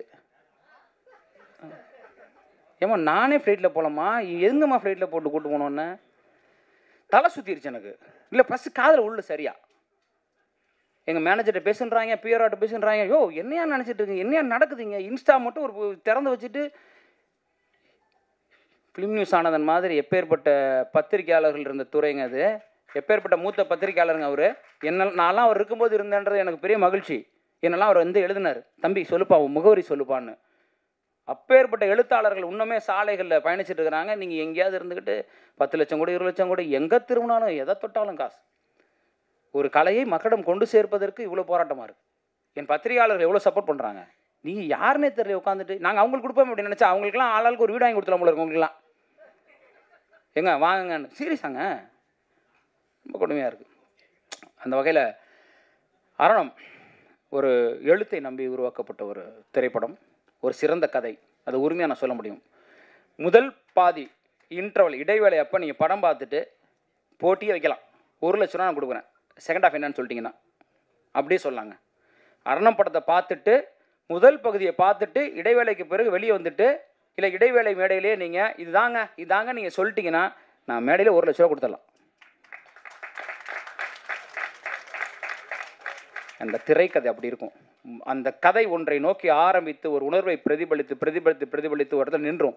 இந்த படம் முதல் முறை ஒரு பெரிய தயாரிப்பாளர் ஒருத்தர் வந்தார், வெளியீட்டாளர். அவர் ஒரு ஆள் விட்டுருங்க, அவர் அவன்டா அப்படின்ற மாதிரி ஒரு ஆள். படம்லாம் பார்த்துட்டு இது ரிஸ்க் நான் எடுக்க மாட்டேன் அப்படின்னாரு. எனக்கு நல்லா இருந்தது. ஃபர்ஸ்ட் ஆஃப் முதல் பகுதி முழுக்க ஒரு ஸ்க்ரீன் பிளே, ஒரு திரைக்கதை.